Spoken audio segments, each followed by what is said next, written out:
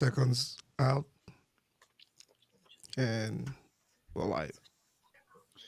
Welcome everyone. Welcome back to the 18th edition of the Home Theater Hub. Appreciate everyone out there joining us today. Mr. Ike, Yo, co-host Easy HT Tech. What's going on in the world of Mr. Ike today? not much. Maybe a breaking news somewhere down the road, but yeah, it looks like we got a packed day. We got a lot to talk about and cover on the channel today. I'm looking forward to the special guests that we have today. So that's one home theater that I'm hoping to get to experience in person. So Have a special guest. um, I'm Did I'm you really bring something excited I don't know about that. about? No, you know about it. I'm just saying. I hope you do. I mean, you thought yesterday was Thursday, so Yeah, I let's mean, from yesterday, maybe not. Mr. Paul, we'll get to that in a second. Mr. Paul, what's going on, sir? How are you? Hey, doing good, doing good. Nothing new. Just chilling, getting some more work stuff done and out of the way. It always is piling on, but I did watch Dune again this week in anticipation for watching Dune 2 again, or not again, but for the first time. But First time, okay. yeah, so hoping to enjoy that, and just like everybody's saying, it should be a good media or disc release or kaleidoscope release in your own home theater from what I hear. So, and to that, I might as well just open my Go ahead and pop the top, innovations man. and There you go. Pop the top. welcome. So, so those of you that were just listening, I did in fact yesterday. Paul and Ike, they were working on some behind the scenes calibration, and I wanted to set up something because I wanted to do something a little different today. I wanted to set up another camera and have some different angles, and for some reason I have no clue why, but I thought it was Thursday. I text Scott. Matter of fact, you can bring Scott in, Scott and Katt in from Living It with Scott and Katt. I text Scott and Katt the link, and I didn't even pay attention to Scott. So yeah, I'll see you tomorrow at 9:10, and I wasn't paying attention to my phone, and I'm like, Ike and Paul are just doing this calibration, and I'm like, We're 5 minutes from 8:30, and he's like, "What are you guys doing? Why aren't you ready? Stop doing that!" And we're like, "What?" we got 15 minutes. They're like, 15 minutes to what? I'm like, what do you mean? They're like, it's not Thursday, dude. I'm like, oh my god, that's just the type of week that it's been for me. So Yeah, one of those weeks for you, man. That's not too bad. So yeah, could be worse. I had two audits at work. So one of them was from our company. I had to prepare for that, and then I had another one come right back to back. Another company came in, a third party company came in. It was just been a crazy week. So for those of you that don't know, we're going to welcome Scott and Katt from Living It with Scott and Katt. What's going on, guys? Hey, everybody. We're ready to party. Oh, Heck yeah. So Cheers to that. yes. So Scott and Katt, they run a podcast. What are you on? You're on YouTube. You're what are your other socials that you're on? YouTube, Facebook, and now I'm just now in the process of loading some of our episodes onto Spotify. Okay, very good, very good. Yeah, we've not started to do any audio only or anything like that. So that's something that we also need to look into. Also, Mr. I, can you pull up that share screen to give Mr. Scott and Katt some love? Make sure you yep. guys go to. Oh, did I That's pull our it on the big box. screen? That's not the share I, screen, but I you're put pulling. I, There you go. There we go. So, Scott and Katt, they actually have some really good guests on their channel. I don't know how they managed to do that, but no, I'm just playing. Scott's been in this community for quite some time, and we got some questions for Katt too. But Scott's been in this community for quite some time, all over the forums, all over Facebook, um, and so he's definitely well known and has a vast knowledge of home theater. So Scott, if you wouldn't mind, give us a little bit of background about yourself. Some of my first. Besides the porn star role that you have. Well, that was very brief and didn't pay very well, but I did have 2 subscribers. So it Okay. was, yeah. I was one of them. Yeah, she was one of them. That's how we met. No. And then the other one was a janitor at some hotel we met. But that was weird. But anyway, no, I mean, audio and video pretty much have just been in my bloodline ever since I was. It's kind of even strange to say that some of my earliest memories of a kid have just been around stereos and audio and video equipment, and me and my dad running through like pawn shops and stuff like that and checking stuff out. And remember my dad going through like stereo and quadraphonic, and then when Dolby Pro Logic came out, that was like, mind blowing to everybody that you had surround speakers and stuff. So just watching and living through that, I mean, I don't know. I got a lot of good memories. I met a lot of good friends. It was actually strange starting my own like podcast or anything around it, because I didn't want to take my enjoyment and my hobby and kind of publicize it, because obviously you open yourself up to some scrutiny or judgment, and then you're also taking your free time to work on a channel. So then you're like, man, now I can't even enjoy my hobby like I used to, because if I have some free time, I should be doing something for the channel. But a lot of people from various groups, like Michael Stevens, came and hung out with us for a few days, and he just hung out. He goes, man, you guys just need to introduce yourselves to the world. I think YouTube would be a good spot for you guys to hang out. I think the community needs you guys. So he pushed us into it, and we're very thankful for that. And everybody's been welcome with open arms. And it's been I travel around. I go to a lot of home theaters myself. We live in Chicago. I've driven to South Carolina, Pennsylvania a couple times, Wisconsin. I go around and look and check out as much stuff as I can. Kansas City last year for M-Wave. Katt will be joining me this year for M-Wave. She'll be helping out down there with registrations and stuff. So, no, a lot of good friends, a lot of good memories, and I enjoy it. Trying to get my little one into it. She's scared to death of the movie theater. I said, "Do you realize whose daughter you are? Like, I need you to get into this." She was cool with the movie theater until she's scared to death of toilets. Once again, I'm a plumber, so I was like, "Do you know whose daughter you are?" Yeah. She doesn't like base or toilets. So we went to the movie theater to see Paw Patrol, and she had to go to the bathroom. Well, it was an automatic flush toilet. She moved the toilet flush while she was still on it. She hasn't been. We haven't been back to the movie theater since. Oh wow! I don't blame you, man. I hate when those things flush when you. I was like, I'm not done yet. Like, dang it. We do have a video though when she was probably 2 or 3 of her in here. I love you, Beakers. She goes, I love these speakers, and she's hugging them and kissing them and stuff. So we show them to her, and she's like, "No, I don't want to see that." So when on her wedding day, many years from now, I'll make sure to play that video. That's funny. That's some funny stuff. Yeah, my son is 4 years old, and I have to literally drag him like to the movies. I said, let's go watch. I wanted to take him to see Kung Fu Panda, the new one that's out. And oh, you want to go see Kung Fu Panda? Nope, don't want to go. But once he gets in there and gets seated in the seat and stuff like that, then he actually can enjoy it. I took him to see Mario in 3D, and he does like 3D because when we go to Disney, we put on the glasses, and he really loves all the 3D movie things that they have there, like the attractions and stuff like that.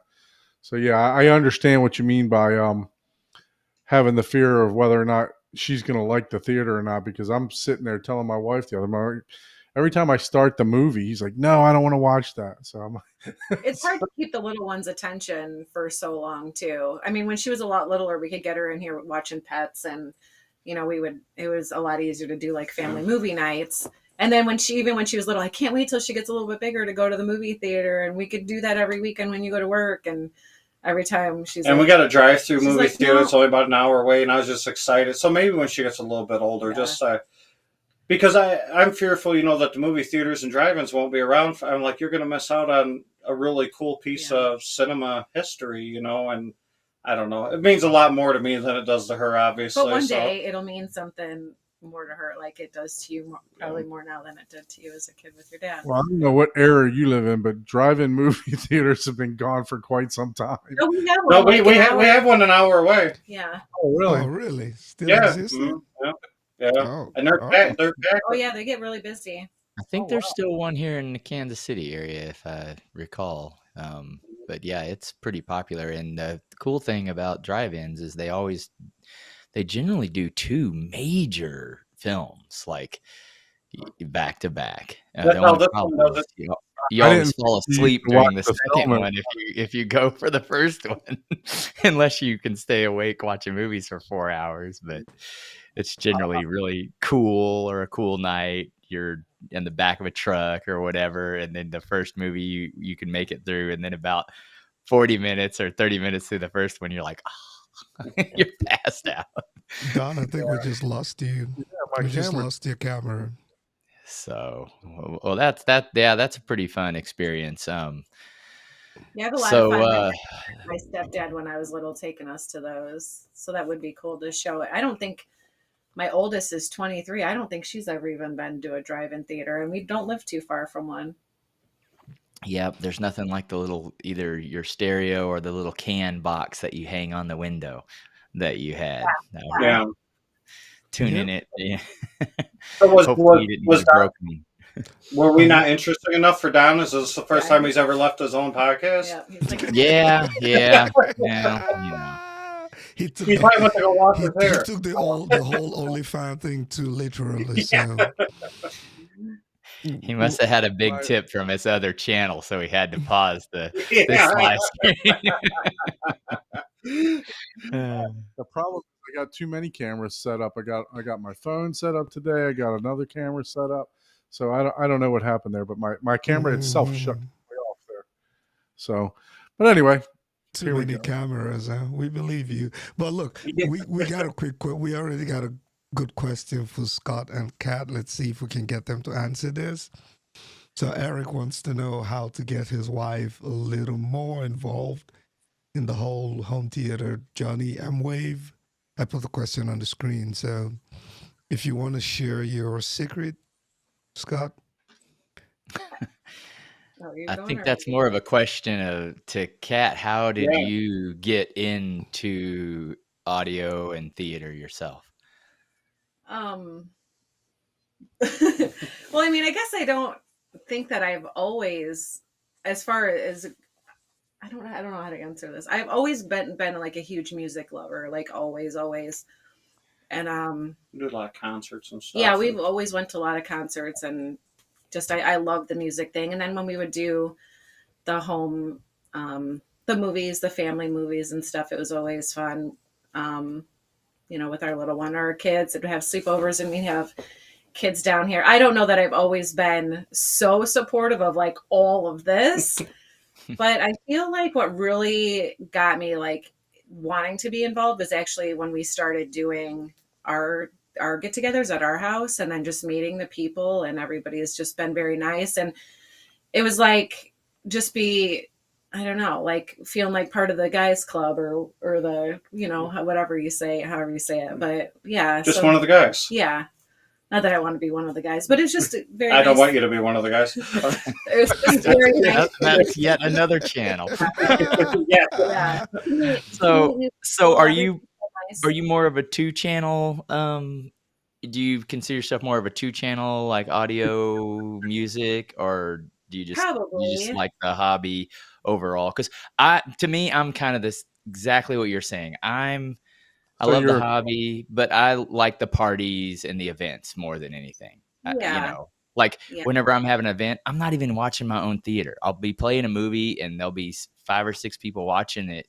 And I'm like, I've already seen the movie, or I'm just like talking and entertaining all the other guests, which is why I also have the barcade type of thing. And it just makes it fun. Katt won't come in the theater without me because she has no desire to learn how to use all this. But the 2-channel RTJ setup upstairs, I mean, she knows how to. She'll use that all the time if she wants. She doesn't. She'll crank it up. She gets into Metallica, all that. I'll come home, pull in the driveway. I'm like, she's gonna get the cops called on her. Like, what the heck is this? I girl was getting doing? ready to ask Can ask you the show the picture, question. please? Have you ever had to say, "Cat, turn that down"? No, I haven't. Uh, No, I haven't. Because you haven't that seen would me be do it with hilarious. I don't know. Can you guys hear me? Yeah, we can Yeah. hear you. Yeah, we hear you, Tim. Yeah, so I don't know. I guess because I think people on our channel have been like, how do you get her? I guess just get her involved in like the groups. I think, I mean, like I said, I'm a big fan of the music, and I love movies. Like he sees I'm always watching something, or I always have music playing. But I think what brought me into it was being brought into it, is I guess like the whole point of it, and getting to know everybody, and everybody's been cool. And starting the YouTube or putting yourself out there, I'm pretty shy. So, of course the concern of mine was to be like, people aren't always so nice. So I was kind of concerned about it, but it's been the exact opposite. Like I've made friends with people, and just now we like follow each other on Facebook, and we, chat back and forth. And so it's definitely because of his hobby, and then it's brought me into it. And when I mentioned, and she kind of like caught me out of left field with this, is when I said, yeah, I'm gonna go to M-Wave again this year. And she's like, okay, cool. She's like, yeah, I'm gonna go with this time. I was like, really? And she's like, yeah, I think I want to go and just kind of hang out with everybody, and because she's got to know like Jeff and Tony and Mark and Michael, and just got to know, because we've had roughly like, I mean, this spring we'll have like up to 400 people now that have come over to do demos and stuff. So she's met a lot of people in the hobby. So people are message, hey, are you guys both going to come? And I'm going to bring my girlfriend or wife. Maybe we can go grab dinner. We could go grab a drink. Yeah. And I think people are using her as like, well, there's going to be another girl there. We can all kind of hang out. And Katt's fully supportive of all that. Yeah. She's just there to have a good time. So and to get to know, like to get to meet some people, that talk to us on our channel or on our Facebook. I'm like, oh, I'm going to get to meet, some of them face to face now. Yeah, So. that's really cool. And now on top of that, do you guys ever find yourself delving into other hobbies on top of that? Because generally people kind of that are into certain hobbies and things, they're really like-minded. Like whenever I go to some music or whatever, they're either playing music, they end up liking like coffee. I'm big into coffee. I'm motorcycle riding, snowboarding, and you end up finding a bunch of other people that are into other additional hobbies that you're into. Do you guys, since you guys have so many people, do you guys kind of cross over into other hobbies as well? And I don't think yet. no, not what sucks for me is this. Is I don't ever really know what we're doing until last second, just because I help run a 24-hour emergency service plumbing company in Chicago. So it's literally all day and all night sometimes, and it when we go to Vegas pretty often, and usually she doesn't even know until a week before we leave. I'm like, hey, I see, like I got like a 2-day break next week. We're gonna go ahead and just go to Vegas, that's just how we have to plan pretty much everything that's going on in our life. It's just if I just happen to get a day or two free here or there, so we've had a lot of people like extend, like, hey, we should go do this or go do that. It's just, but I think a lot of people live kind of far away too. Like we've had people come to, I can't even think of a space brings us together. Well, yeah, we got people like flying in and driving in. No, but I mean, like people have been like, hey, if you're ever out this way. Yeah, we get a lot of people like, hey, if you're going to be out in New York, you're going to be out in like Philadelphia, if you're going to be out in Austin, stuff like that. And then there's like 5 or 6 people in Florida waiting for us, like Don Dunn and Michael Stevens and Matthew Pose. We're going to go out there and visit his theater. And it's just, yeah, he never knows when he's we just don't have time. The time is just totally understand that. I could make the time. I'm just like, if it's too much work to schedule, I'm like, I don't even want to bother. It's like, well, that's why we call it, like if you're going to M-Wave, we're all trying to work on getting a big group of people like to go out to dinner or go out for a cocktail or something on one of the nights. That's then hopefully we can meet a lot of people. We do the open invite at our house once a year for Bass Brings Us Together, and then we also travel to other people's home theaters as well too. Like if they say, hey, in 3 months, we're going to have a bunch of people over, you guys are invited, we'll do everything we can to make that as well. So what day are you guys flying into them with? Wednesday or Thursday? No, we're going to be leaving out Friday morning at probably about 4:30, 5 o'clock Friday morning. Oh, okay. You're driving though, correct? No, Yeah, we're driving. right. Last time I brought a sub back with me. I don't know if I'll be bringing anything back with me this time, but I don't want to not be able to. Everybody saw that look, right? Well, and know, you're right? close. You're close enough that I mean, seriously, like It's 8 hour drive. I don't know that I would drive to Chicago. Midway, maybe, but Yeah, you yeah, could it's pay like someone you're to. 4 hours in airport. You could pay Yeah, someone Well, to drive behind Another you. 4 hours, you're already here. You know. Catherine wouldn't know what is in the trunk, so you can pay someone But to drive see, behind I you. drive all day for work anyway because I have an hour and a half commute to work and a 2 hour ride home most of the time. So I drive 3 or 4 hours a day just to get to and from, and then I drive around the city all day. So for driving for 8 hours, I mean, like it's a day I'm used for to it you, anyway. yeah. So No, I can driving tell no you problem. that I live in downtown Miami and all the surrounding areas of Miami, and every day, and I still don't like it. So you make it sound like it's a cupcake, but Well, if you're used to Chicago traffic, I can tell you, once you get out of Chicago, it's easy breeze Yeah. from there. I've been doing the Chicago drive. I mean, I started there before I could even drive, so I'm going on my 25th year doing that. I'll be 40 in a couple months. That'll be my 25th. I started there when I was 15. So, oh wow. yeah, I've been doing it for a while. So I put that up back that thing back up. Talk to us a little bit about what we got going on here. That's a 65-inch Samsung TV, and that is an Apple iPad. And then, what kind of carpet is that in the background? Yeah, is that an IKEA? No, is that an IKEA carpet? And That might be actually. Amazon, I think. We got and what kind of can lights are those that you have there? General Electric. Is it Alexa enabled? Oh, did I just trigger? No. We're waiting on the YouTube check before we go all out. So it's like we got some. Those are the RTJs. Is that correct? Or are those the JTRs? Those are the RTJ, which is JTR's dealer / premium / integrator line. So basically what they are is the two metal sections is the RTJ 410, which has got 4 10-inch drivers on each channel, and then a 2-way compression driver down in the throat of the horn. And then up top is the RTJ 18. The bottom is RTJ 18s as well, too. So that's how these were getting released. And we've had quite a few speakers through this room of this house, a couple different pairs. And so me and Jeff became friends over the years just because I did the theater with all his stuff. And when he was in Wisconsin, he was only an hour and a half drive away from me. So I visited his shop quite often. And when he was coming up with these, I said, hey, I'm going to have like 20 or 30 people over to check out the theater. He goes, oh, I got something cool that's going to be dropping. I'll bring them by and everybody can check them out. They're not even been released yet. So he brought them by and everybody absolutely loved them. They weren't set up like this, though. And then a year later, I threw my first base brings us together. And then he shipped out another set because I was going to have like 60 or 70 people out. And then Tony Negretti was working for him too. So Tony was going to be there, set them up, and just kind of display them for RTJ and JTR just so people could check them out. Well, the night before, everybody's over. We set everything up. And me and Katt were having some drinks.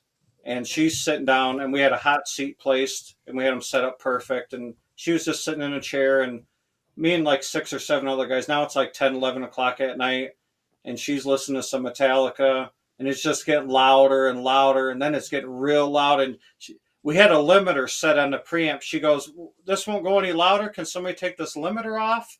And it was already real loud. And so she went through like the whole Metallica Black album, and then through some like Dave Matthews Band and stuff. Now, by the end of that, she had a couple of cocktails and she was feeling all right. And she came up to me and a couple of the guys, and she goes, I know I said I didn't want any other speakers in the rest of this house. She's like, but these can't leave. And I was like, are you sure? And she's like, yeah. She's like, I want them to stay. She's like, I really like them. She's like, I know they're expensive. We won't ever talk about the cost ever again. She's like, but she's like, I don't want these to leave. So we did the show the next day. Everybody came over, enjoyed them. And then Jeff messaged me the day after that. Says, hey, if you want to work on getting those boxed up, and then, I'll send you a return label. I was like, yeah, we got to have a talk about that. Well, the next day I was like, well, Yeah. I don't know. So it's kind of a big.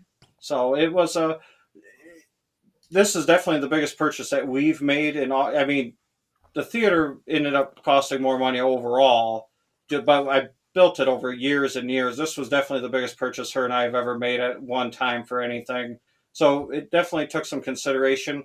But I'm not one to switch out stuff a lot. If I really enjoy something, I mean, people think I'm kidding, but I'll keep them until the termites eat them. I'll just come in one day and it'll be the metal baskets from the drivers on the floor.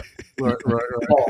Like like I said, I've always enjoyed music, but I don't think that I've ever had speakers like impress me. Like we've seen a lot. It's just kind of like I said. She's checked out the $100,000 Martin Logan Neil list. We've checked those out. We've checked out a few other ones. And when she heard these, for something, it was just something about these. I was like, okay, I really dig. Yeah, if you like live music, that's it's just the like best reproduction of like a live concert with those speakers. Yeah, it pierces you like. And she hears it like from coming from behind her. She goes, I feel like the band is set up just right, and it was funny too because she's always enjoyed the hobby with me, but it was the first time that we seen her get excited. She's like, play that song again. She's like, it feels like the person's standing right in the room singing right to me. So, and I was like, oh, honey, we shouldn't do that. No. So, but the living room, I mean, that system will stay that. Well, this is a newer picture. We used to have an old rock wall on that wall. She's like, okay, now if we're going to keep the speakers, she's like, I want you to tear the whole rock wall down. We're going to rebuild the whole wall, reface the fireplace. Me and her built the mantle the way that she wanted it done. So all that we did ourselves. Oh, nice. It was a huge pain in the ass project. Yeah, it was like those big, huge, but flat. We re-insulated, re-ran electric, redid drywall. Then she's like, I want the mantle to look just like this. So then we custom cut all the wood and and then we refaced the fireplace too. So it was a lot of labor if you're We had the back from the cement back there. This poor guy was like just hammering away. Cleanup was insanity with those big things. It was terrible. Yeah, people are really afraid of drywall, and that's honestly like the easiest part. It's like, hey, it's easy mud to and cut paint. up the drywall, right? It's modding it and getting it to look like it was before you cut it up, right? I think that's the challenge for most people. Anybody can cut up a drywall. Your 2-year-old can knock your drywall and tear it up, but you got to put it and make it look as good as when you cut it.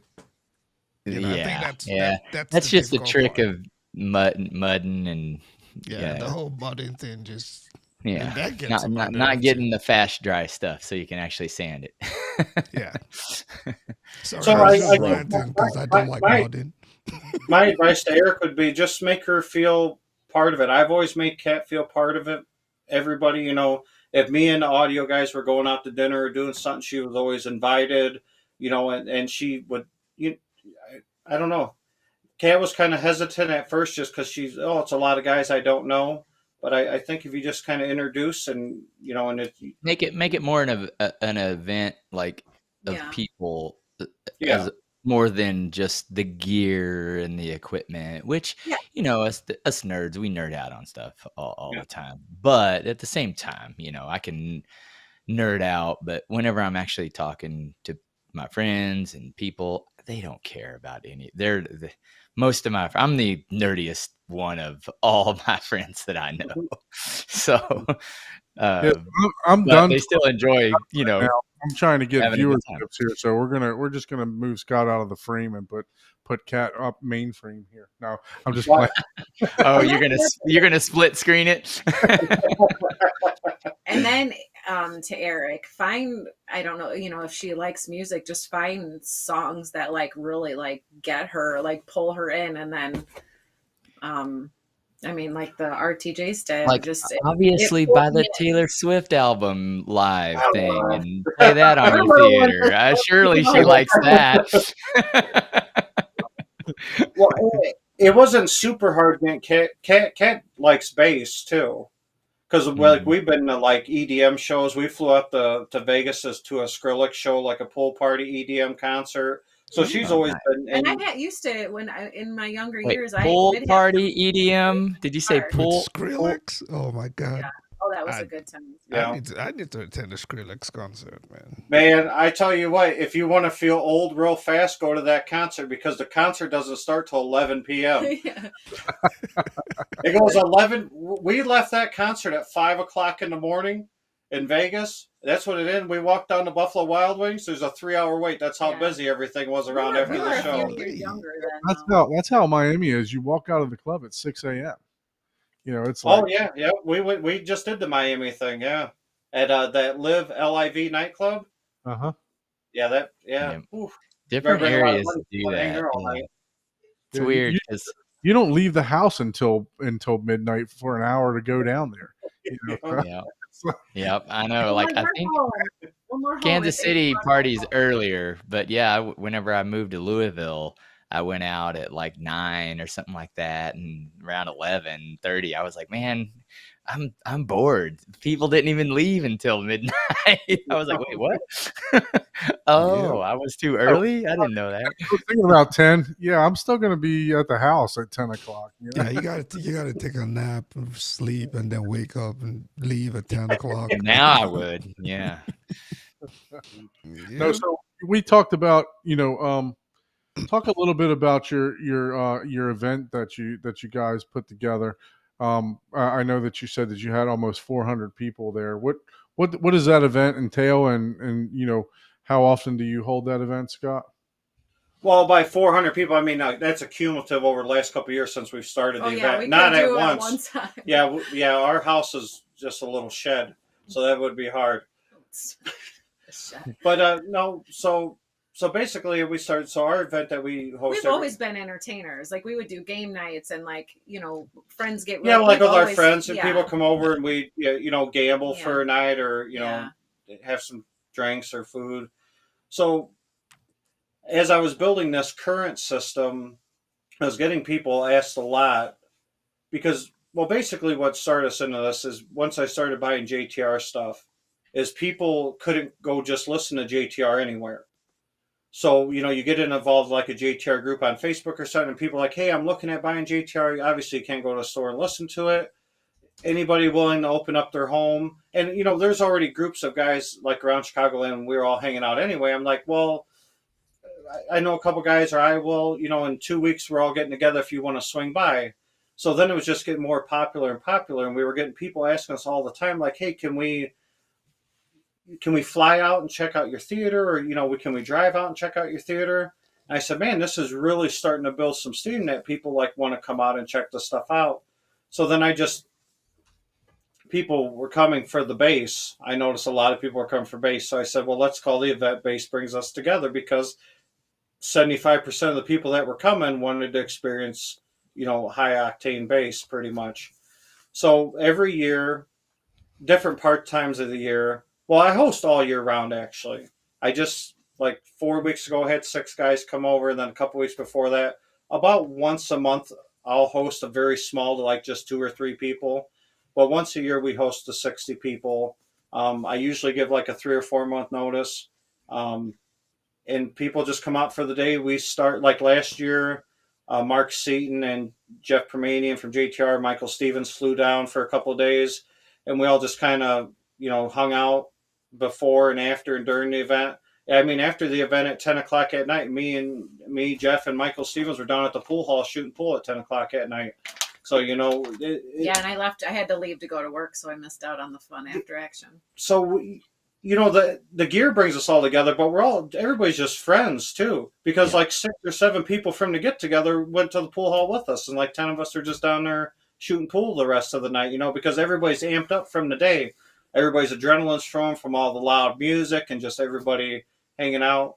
So Katt would make a lot of the food, and then I would order pizzas. And then last year we're like, so many people want such different stuff, and it's a huge. I mean, for her to make food for like 60 people, appetizers and stuff, and we were spending so much money on like order out pizzas and stuff. I was like, with all we're dropping $1,000 here on this. Why don't we just have a food truck show up to the house, make to order whatever anybody wants? Then we don't Wow. have to make none of the food. We don't have to clean nothing up. They Well, just no, I still It make. sucks too because you have to be the host and prepare the food and set it up and all that. So Yeah. the food truck's a fantastic idea. The one question that I have though is, you know, doesn't your spidey sense go up when you got all these people that you don't know coming to your house? You know, I think a does it? lot of people say that. Yeah. yeah, a lot of people say that, but you know what's really good is I always make sure that a third of the guests are people that have already been here or that I'm close with. Yeah, that Because then they help entertain the people. Because all of my friends, probably like all my other nerdy friends like me, they're happy to get their hands on a newcomer. Oh my God, let's talk about this. And so it's pretty much like I really got 20 people here to entertain 40 people. That's what it is. Absolutely. You have to, you build that community. Yeah. And you're absolutely right. There's possibly, the larger you get, especially in your situation where you might be inviting strangers over. But if you have a good group of them that already know you and your friends, they're gonna have your back for whatever. It's like, hey, And what are if you doing? somebody's trying to carry out a sub, we're gonna see it. Yeah, you're not gonna take Yeah, these 10 years exactly. anywhere. And even if they had intentions, which this community is so small, I don't know that anybody would, but it's possible. It's always, keep it in the back of your brain. It's not that it couldn't happen, but And we stagger arrivals, because we go pretty much from about 9 in the morning till 9 at night. It lasts about 12 hours all day, and Oh, about wow. every hour, about 6 to 8 people will show up. We don't ever ask anybody to leave. It's just the first year we did it, we only had 40 people come because we didn't know how many the house would hold, and 32 of them showed up in the first hour, and that's a lot of people to deal Oh, with. wow. And that's before we had the RTJs up there to listen to. So, and there's only 4 seats down here. So he was demoing like 4 at a time. So everybody's just kind of standing around. Yeah, so now, we got some arcade games. We got the 2-channel setup. We got the theater. And now this year we're adding on the 3rd setup in the garage for people to listen to another setup in the garage. So now there'll be 3 experiences here at the house. And so just for the people that are flying in or driving and getting hotels, taking time away from their family or from, their work or, vacation days. I just want to make it a real awesome event for anybody. So So average high guy. five. Oh, He says, you just 200 read. year I was just about to read that out, but he wants to know if any of your neighbors attend. Yeah, from their houses next Yeah, door. across yeah, the they just street. open their windows. Yeah, that's funny. Well- The community is so small that it's kind of funny story. I think Michael was going to Florida or going to somewhere, I don't remember. And he sat next to someone and talked to him for a couple hours. And then I was selling some subwoofers, and then he I guess literally that week prior, he was like, "Oh, hey, do you ever watch this YouTube channel?" I was like, "Yeah, I know Michael." And he was like, "What? No way." And he'd come to my house, and this guy looks like Travis Kelce, so it's pretty. He's a big dude too. And I called Michael up, and he was like, "What? No way!" Like, dude, that's the guy I talked to for like a couple hours. That's how small this community is. Yeah. This is like 2 different states, and he lives up north of me, like about a 45 minutes. So it's not like we're neighbors or anything like that. But it was kind of funny that the community is and he has a really cool setup too. It really Chiefs themed. And I really dig his setup. I like the themes, of the theaters, and his is pretty cool. So, but it's such a small community. One thing that I like that you guys are doing on your channel, it's not your average, channel, right? It's a mixture of whatever you want to do and whatever you're having fun with is what I like about it. So talk a little bit about the stuff outside of audio that you guys are doing on the channel. Well, I guess the thing that and Michael, Youthman, kind of instilled this in our head. He goes, you know, you guys both seem like, he goes, I hung out with you for a couple days. You're just positive people. People need positivity in their life. And so if me and her can just go out there and talk about a trip that we just took, or a trip coming up, or, you know, just what's going on with the girls in our life. And, you know, if we don't have to fake it or fudge it, and it's just easy to roll off the tongue, I mean, then we can do this all, you know, all day and all night. It's just, I think it started because we knew you wanted it was going to be, you were going to do something geared towards the home theater. well, To start with, we knew that. So it was kind of like to add. Well, but my whole thing, like I told Michael, is I said I already have enough time away from Katt as it is with work. If I'm going to take on a YouTube channel, I want to incorporate her in it, because I don't want to get home from work and then I'm downstairs for an hour or two, just more time away from her, because she already deals. I mean, not so much as of just lately. I mean, but like before I had my spine surgery and that, I would go on, like, I'd work 30 days in a row. And that's leaving at 4 or 5 in the morning, getting home 6, 7 at night, not spending any time with anybody. Now that's calmed down a little bit, but still, I just said, you know, because Katt tells me all the time, she's like, well, people ain't necessarily coming on here to see me. I don't know nothing about this stuff.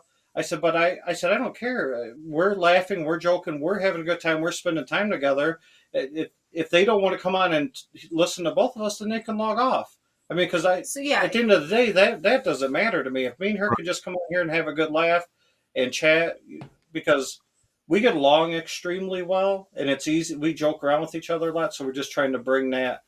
I don't know. We just like positivity. yeah. So but basically, we knew like it because you had talked about actually for a few years about doing something with the home theater stuff, you know, because it's always been an interest to you. So I think we knew from the Jump Street that it was going to be that, but then to bring me into it, we kind of were like, okay, well, what can we do together? And then you can kind of have your home theater stuff with it. So I was like, well, we do enjoy traveling a lot, and we do have kids, and, you know, stories and funny stories and whatever. So yeah, that's how it kind of all got started.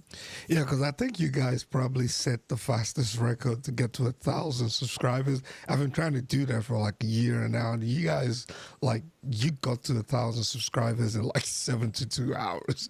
That was like really. What was the secret, man? I really need to know. Somebody shared whatever that magic sauce was, but that was really impressive, you know. And I would say, if you've not had a chance to check out their channel, I'm gonna put a link in the chat. Go check out their channel and subscribe. It's really fun, and you're gonna enjoy it. But I think, like, the biggest thing is just because I've known so many people in the hobby for so long, that once I kind of started putting it out there, like, hey, I'm going to start and this all goes to credit to a lot of my guests, because I mean, for, like, you know, me and Mark Seaton are buddies, but to get Mark on a channel, I mean, Mark Seaton has been in the speaker building game and, you know, highly respected for a long time. So people want to tune in to see what somebody like Mark Seaton has to say. And then, you know, Matthew Pose is very, you know, with Audioholics and stuff. So I just knowing those guys and them giving, you know, doing me a favor. I say doing me a favor, but they actually enjoy you. What I think people don't understand, first of all, about these guys like Mark Seaton, oh yeah, he owns and runs his own business. Well, he's not just doing it for the publicity. He's very well known. Is they just enjoy talking about the hobby and about their. I feel like somebody like Mark is he's an enthusiast like us, but he just went to the extreme and opened his own business to do it. But I think just of going to all these, I've been to Expo, I've been to different audio events, and just once I started putting it out on Facebook, hey, I'm going to be starting my own channel, got people kind of excited, just because I've always welcomed everybody into the hobby with open arms. And it's funny, before I did the YouTube thing, every night I'd be laying in bed, Katt be like, who are you talking with tonight? And I'd show her, there'd be like 30 unread messages. Hey, what subwoofer should I buy? Hey, this, hey, that, hey, this. So we knew that there was a want for it. It's just, I don't know, I'd just say we were both kind of, I'm not afraid to talk to anybody. Everywhere we go on vacation, I talk to everybody. I don't care. I don't shut up. But it was different. Yeah, you don't shut up. You don't shut up. It was different. It was different to get in front of the. What's that, Don? I said I'm like you. I talk to people in the grocery store line. You know. Yeah. Every time we go somewhere, Katt's like, "Who's that Who's that? person?" Who are you talking to? I was like, now? "Oh no, I just met that girl. I just met that guy. I don't know. They're from New York and they're here seeing her grandma." But Yeah, I like the exact opposite. They say opposites attract. Yeah, I'm like more shy until I get to know people, and he's just talks to everybody. you know, and I think having Katt with me too helped us because you don't find many women coming on talking about audio and video stuff. You know, you don't even find many women that want to come on and talk about. I mean, anything. I mean, that's guy related at all. Like, I don't think a lot of women want to come on and talk about a Vegas gambling trip and stuff like that. But you know, you know, that's kind of what we do. So it was hard to get her on camera. She, but now, you know, Yeah. the So, first Kat, 5 minutes she's cold, but then she's smooth sailing. so So Kat, what's your favorite demo track, and how many times a day do you get to listen to demo tracks?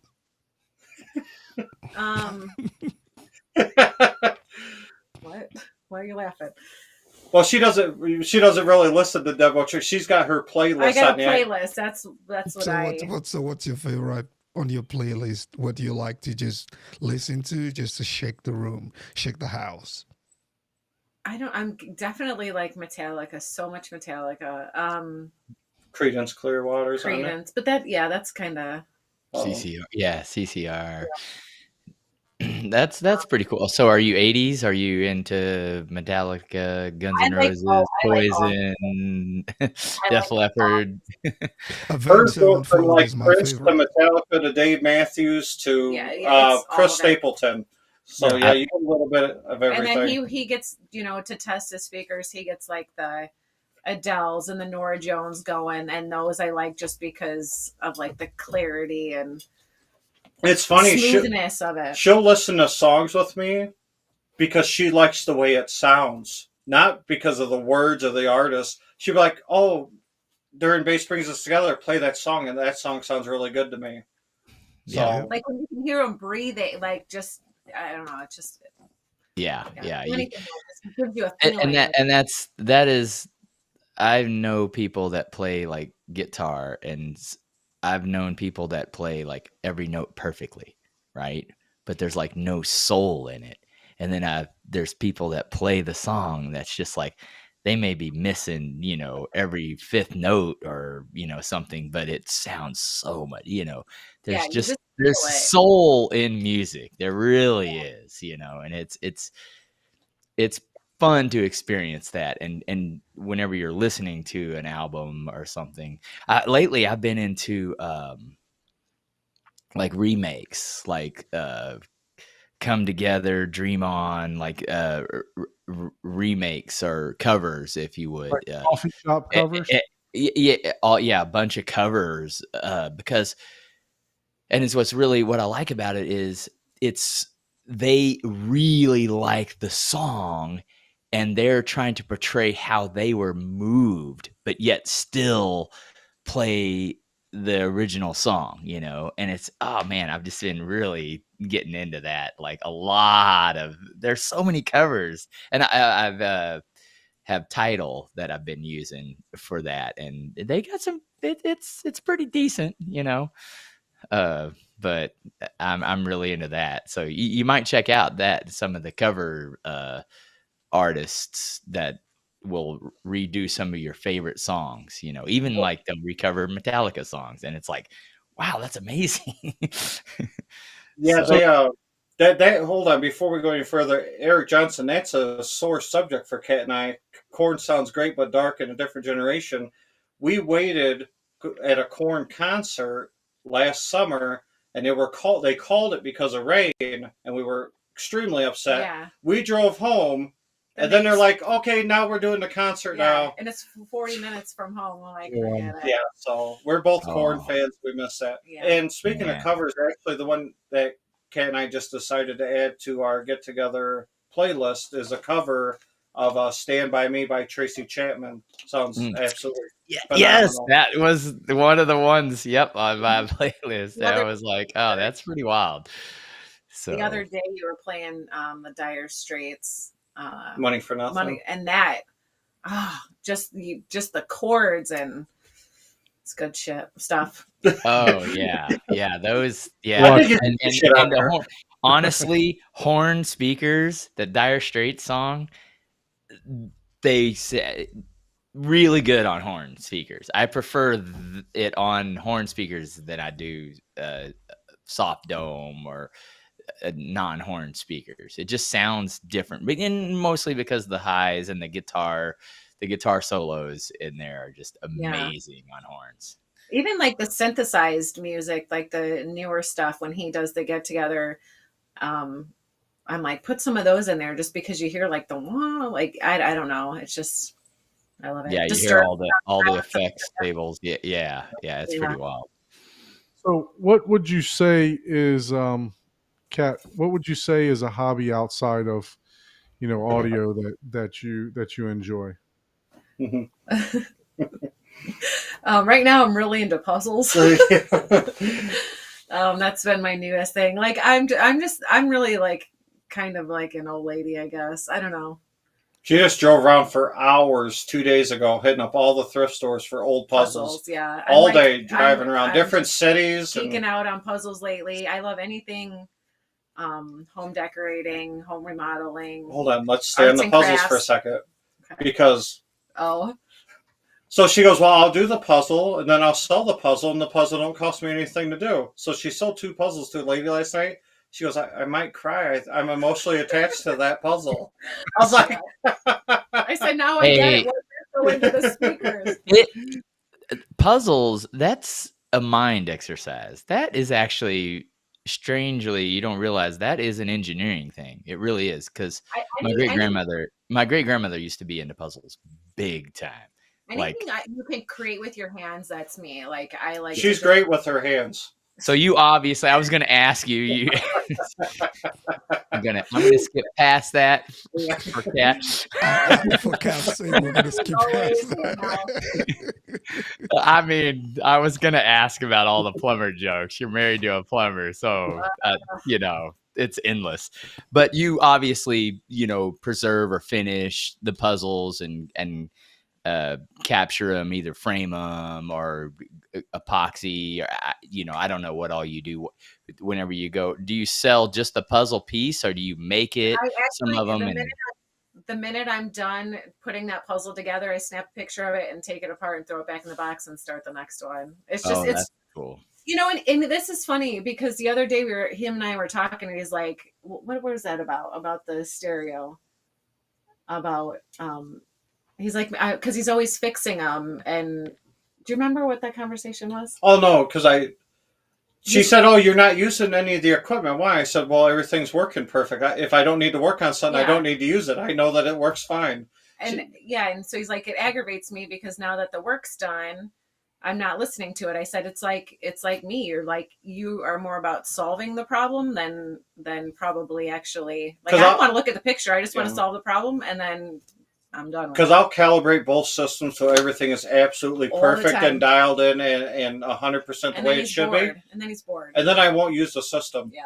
He's bored. So I'm like, yeah, you just want to solve the problem. That's like the biggest thing. Yeah. Just figure it out, learn. And there's a certain, I find myself doing this a lot with many hobbies. You get, you learn really exponentially at first, and then you topple off. And whether or not you want to progress into that to the point to where every technical jargon, every psychological effect, or in any hobby, like riding, mountain biking, right? Like you can get on a bike, ride.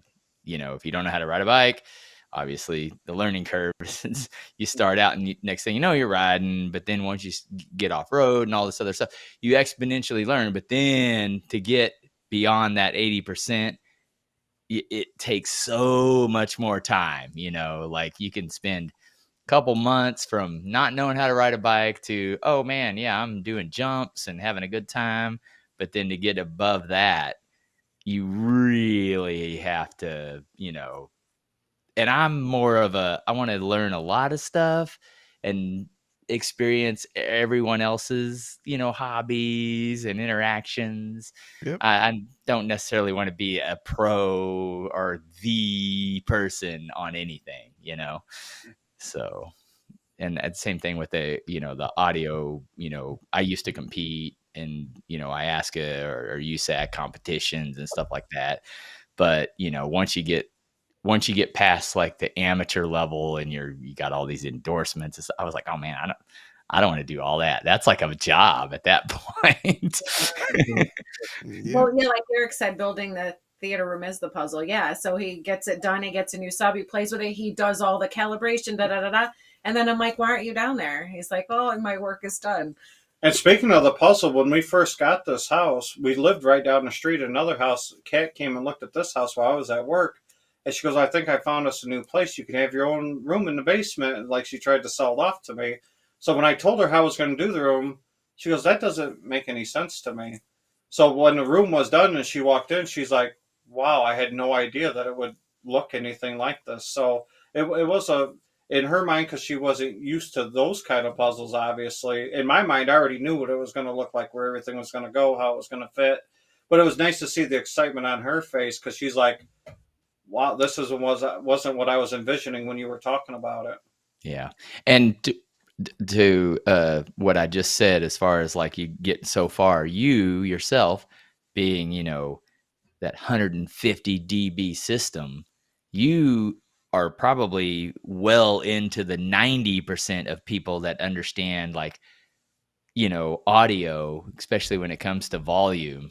Yep. And what it takes to go from, oh yeah, I'm 110, 120, 130, now 140. And yeah, once you start getting into that above 140, man, you really have to do a lot of engineering and science and testing and figuring out. And so you're more toward that pro level in that sense, so that's quite an accomplishment, especially in this hobby that everybody is. A lot of people are about bass, So well, I didn't have a lot of people to talk to about it because there wasn't many people doing it. So it was a lot of trial and error on my part of what was going to work, how it was going to work. I got some guidance from, like from Seaton and Jeff, because those guys have just been in the high performance audio and loud audio for so long. But I just didn't have many other peers to talk to. I knew some guys that were definitely in the 140s with some huge setups. And I was like, man, I just want to take that one step further. But it was a lot of gray area. I mean, it took me a long time to build this space to do 150. So, and a lot of people don't understand that, and it doesn't make any sense. So at least you guys are being nice. People would call me stupid in the Facebook groups all the time because they didn't understand. Then when they come experience it, then the truth would come out of a lot of it was, well, my wife would never allow this, or I'd never be allowed to spend this kind of money on this, or, something along those lines. I don't think that people necessarily hated it. It's just they didn't understand it. So people would pop their earplugs in. They'd experience it, and they'd be like, well, even the lady you live with doesn't really understand it, but yeah. and it is what it is. And you get people to sign a disclaimer right before. Yeah, that's my job. Demo, I got it. right? Well, Oh yeah, that's some. We thought when everybody thought that was comical. First of all, a buddy of mine, his name's Alan. He flew in from Florida, and he asked me. He said, what's the legal liability? He goes, obviously, somebody can get hurt, with this. And he's very well versed in that kind of stuff, of injury lawsuits and stuff like that. And I said, man, that sounds funny. He goes, yeah, it seems kind of silly. He goes, until somebody that you think's your friend isn't your friend.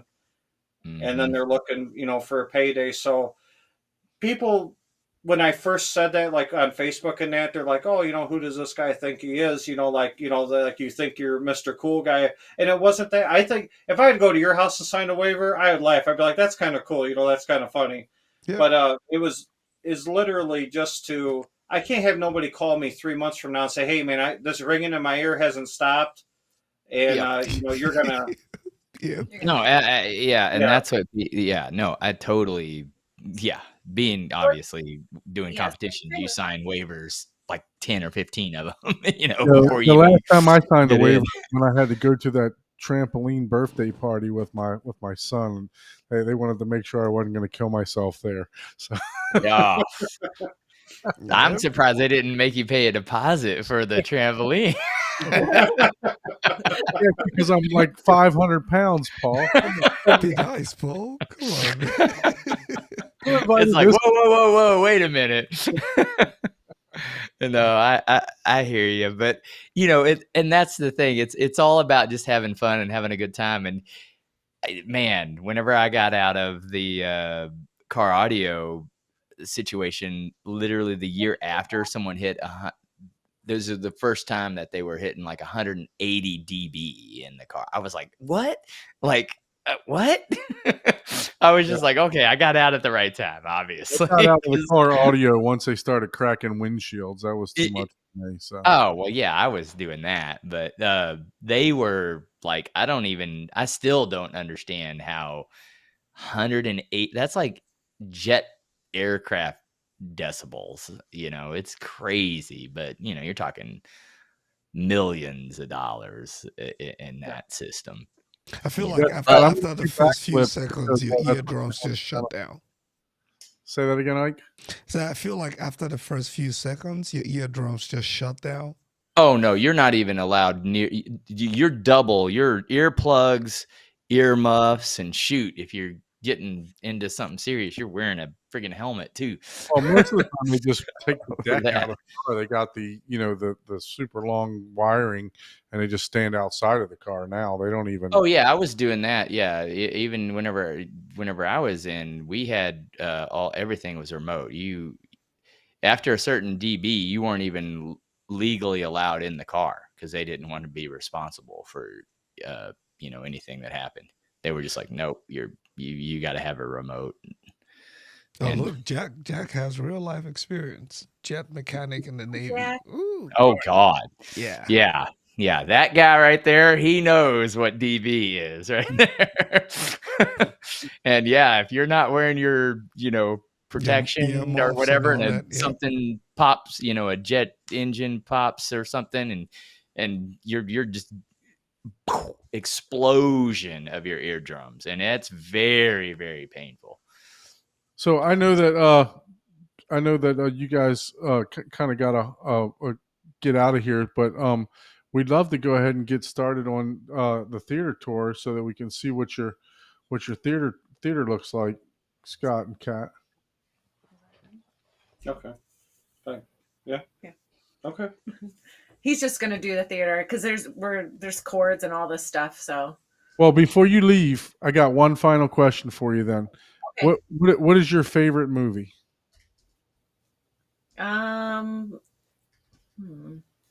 What's my favorite movie? I'm gonna say like The Notebook for sure. I'm a chick. I love The Notebook. Yeah. Have you seen Lost City? That movie is hilarious. I feel like I have. I kind of a chick flick thing, but Watched it. If it's a chick flick, it's hilarious. Who's in that one? Is that? And there's a one scene that just like is so much bass. You're just like, what? That's the scene they chose to shake the whole house, and just everybody laughed when it happened. Bass. It's got Sandra Bullock. It's got Sandra Bullock in it, and then Channing Tatum. Right? Yeah. Okay. Yeah. When the guy drops down inside the armored vehicle, it's like, you're like, what? They had grenades and explosions, and then some dude jumps down into a armored vehicle, and it's like, she'll send me movies. She'll be like, oh, this should be one we should check out in the theater downstairs, because she watches. I don't watch no TV at all, so if a new movie or something's coming out on disc or that, she'll be like, oh, we should check this out downstairs. But you like all the Transformers movies? Oh yeah, I love the Transformers. I'm just, when people ask me questions, I'm kind of bad at coming up with like on the spot answers. Like, what's your favorite song? I don't know. You like the Jumanjis too, with anything with the rock in it. She gets a little excited. Oh, yeah. Not Channing Tatum, The Rock, huh? Yeah. No, that's my hall pass, The Rock. So Oh, Hey, there okay. you go. You the gotta have opportunity one. arises. But my hall pass was Britney Spears, but Britney's been She's acting a little so- crazy lately, she's so I so got to off the change table. my hall pass. Ah. You got a lifetime hall pass, man. You can't just change them every 2 weeks, Scott. That's awesome. That's awesome. Well, so yeah, I'm sure I'd love to see the behind the scenes, if you would, unedited theater tour or whatever you're willing Yeah. to show that's on a PG channel. I'm gonna leave the room and while he does the tour. So it was nice chatting with you guys, and We thanks for definitely appreciate you getting on and joining us. Thank So you. I Thank really you for enjoy joining. listening Yep. to you Thank you guys for letting me be part of the banter boys back and club. forth with your channel and stuff. So, we definitely appreciate you joining us this evening. Oh yeah, for sure. All right, bye, fellas. Getting out of the way. Kat. Good night. Hopefully, I don't knock anything over. Bye, guys. Hello, Giles. Thank you for joining, sir. Appreciate you. Yeah, thanks to everyone in the chat. I know we have a lot of people. There's Eric, there's Michael, there's James Coleman, Scardio is in the chat. We have Oprah in the chat, Average Guy Hi-Fi. And am I missing out? There's Jack in the chat. There's Coley Gray. Yeah, Coley, thank what's you up, buddy? guys Oh, for joining us, man. I recognize a lot of those names. Yeah, Yeah, we definitely appreciate you coming over. you're bringing all the boys to the club.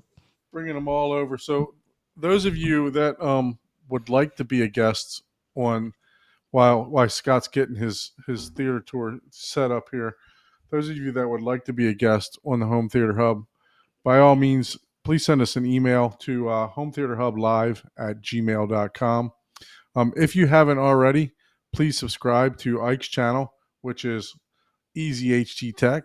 And then also, if you wouldn't mind, show me a little bit of love over here too to Horizon Home Theater. Thank you so much for joining. So go ahead and hit that subscribe and like button. Go ahead and send this to a couple of your friends. One thing that I also, while Scott's still doing that, one thing that I also want to share is that we've actually just started a Facebook group. So I'm going to bring that up here so that we can share that. Where's that at? So we just started our Facebook group, Home Theater Hub. We'd like to welcome anyone that wants to be, part of that group. We're just going to have, basically, we're going to have. Let's see if I can get rid of that chat here. Get rid of that. Sorry. So we're just going to have basically posts. We welcome content creators. We welcome everyone to come on there. Post what you got going on your channel. Talk about hi-fi. Talk about home theater. Whatever you find interesting to talk about. Dealing with home theater, or even if you saw a great theater tour or something like that. By all means, post it up on this channel. Come on over and join our community. Yep. Okay, Scott. So, About fell asleep and all that talk. What were you saying? Sub what? yeah. So Scott, are you using your phone? How do you want to do this? I'm using my camera on this little tripod. I don't know how. I am going to So I'm going to switch you over to Don. Can you end your live screen, your screen share, and I'm going to switch. Yeah, just key in on him, not me. Yeah, so end your live stream so I can switch you because you got too many connections. Okay, we got you now, Scott. Okay. So I'm sitting in my seat. I calibrated this whole room. I don't want to shake the camera too much to make everybody sick. So I calibrated this room for 2 seats. There's 4 seats in here, but all the calibration's done for these 2 main seats. So what you're looking at here that's a screen that we made. It's 132 inch, 16 by 9 screen. And what I did was I just drywalled the wall, sanded it, mudded it, and then I used a white paint that JVC recommended to use with their projectors. And so we just painted it, did a black border around, black velvet on the sides, black velvet on the top, and then subwoofers that I have underneath the screen because they go right to the bottom of the screen. We put black velvet on that too to help, just help kill any of the reflections. It's super dark in this room, and I brought our lighting in here too. It's still kind of hard to see. Let's see. I turn this light around, maybe you can see a little bit better. But it's still really hard to see. Well, anyway, yeah, you can see it's but in the front, left and right speakers are flanking the screen, and then the center channels down here. And basically, what you're looking at up here is that's the JTR 228s for left, center, and right. They're dual 8-inch horn speakers, 1200 watt RMS. They look like that surround. Here, let me get a better picture because I use all the same speakers for left, center, right, left, and right rear surrounds as well. I just took the grills off these so everybody could see a little bit better. So that's for the left, center, right surround, and left surround are those JTRs. And then the subwoofer underneath that is a JTR Captivator 6000, which is 10 hertz tune box, dual 18-inch drivers, known as also the Captivator 4000, but I ordered them from JTR with the upgraded amplifier, which is 6,000 watt, 220 volt. So in this room, right behind these seats, what do I got back here now? Is there 4? Yeah. 4 dual 18 Captivator 6000s. So there's 8 18s right behind these seats. Each side of the room has a dual 18 Captivator 6000. And then up front underneath the screen is 2 more Captivator 6000. So there's currently 8.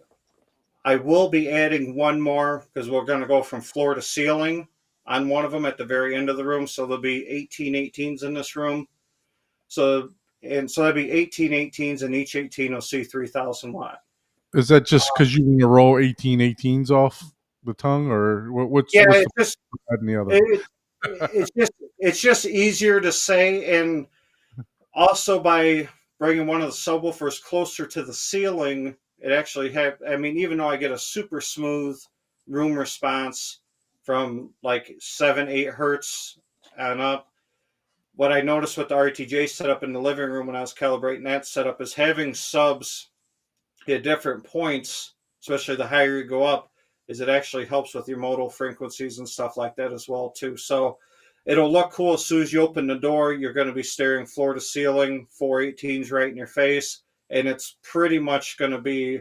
I got like a half. I'm going to have to take the feet off of both subs, but it'll be a half-inch clearance of both of those subs stacked on top of each other.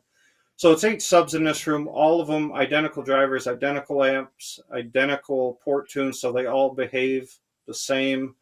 Also right behind me, which it might be hard for you guys to see, but I'll try. So this is SPL meter, SPL lab, calibrated to term lab specs, just because we have a lot of guests over here. This is right by the headrest of the seat, off the back wall about a foot. We'll plug that in for people just like, oh, what did I just experience? Or, what can I handle? And then it'll read one. It doesn't start read until 120 dB. So, we'll do like 130, 140, or 150 if people want to experience that. For the rear surrounds, using the JTR HT110s, which is the 2-way 10-inch coaxial 750 watt surrounds. And then for the in ceiling, which my ceiling looks like crap because we've lost so many pieces of it, and we just keep piecing it back together until we just do 1-inch plywood on it all. It's kind of hard to see. But we got 4 Klipsch 8-inch Pro in ceilings for Atmos. So on the bed layer is 5 of the JTR 228s, 2 of the JTR 110s, 8 of the Captivator 6000s, and then 4 of the Klipsch Pro in ceiling 8-inch. Just for Project- everyone that's listening, what is your normal listening level? Because I know everybody, you're talking about 150 dB, 140 dB. What is your normal listening level when you're watching a movie? If her and I are going to be down here for a whole movie start to finish, will probably be 8 to 10 dB below reference, but my normal house curve on my sub is usually about positive 12 or 14. So for the mids and highs will be, say, 8 to 10 below reference, and then if my subs are 14, then you're probably 4 over reference for the bass. So you're listening at 85 dB, on average, And then there'll be certain movie scenes that her and I will want to check out at a more spirited level. I mean, I'll listen to it just as loud as you can, is that you want to stand it or that you want to, go through. The high dB stuff, I usually only do if I'm trying out a new track or new music to add, or if we're doing a big event, or if people are actually driving or flying out to check out the setup. I mean, then those people are getting 150 dB demos if they want it. Yeah. So one thing I do, like, what you express a lot is, you're doing this for you. You're doing this to try to reach a certain level, and you don't ever I wouldn't say fault, but you don't ever put anybody else down for not for however their system is and everything else. You're always very supportive of whatever anybody else is doing. So and you say look, I know this is a passion of mine and I'm really pushing the extreme levels here. Talk a little bit about that. Yeah, when we first got this house and we started entertaining a lot for the audio video side, my first events, this room, I had the Klipsch THX Ultra set up, and I had a room full of SVS subs. I had 2 PB16s and 5 PB2000s in this room. And then I switched all over to PowerSound Audio. And then I just wanted to my whole take on this hobby is, especially when I started getting into PowerSound Audio and JTR, is I didn't find out about those companies until I went to somebody else's house and experienced it. Because most of us could just go listen to SVS, or we could go listen to Valadyne, whatever our local home theater shop stores were carrying pretty much. So a buddy of mine bought PowerSound Audio.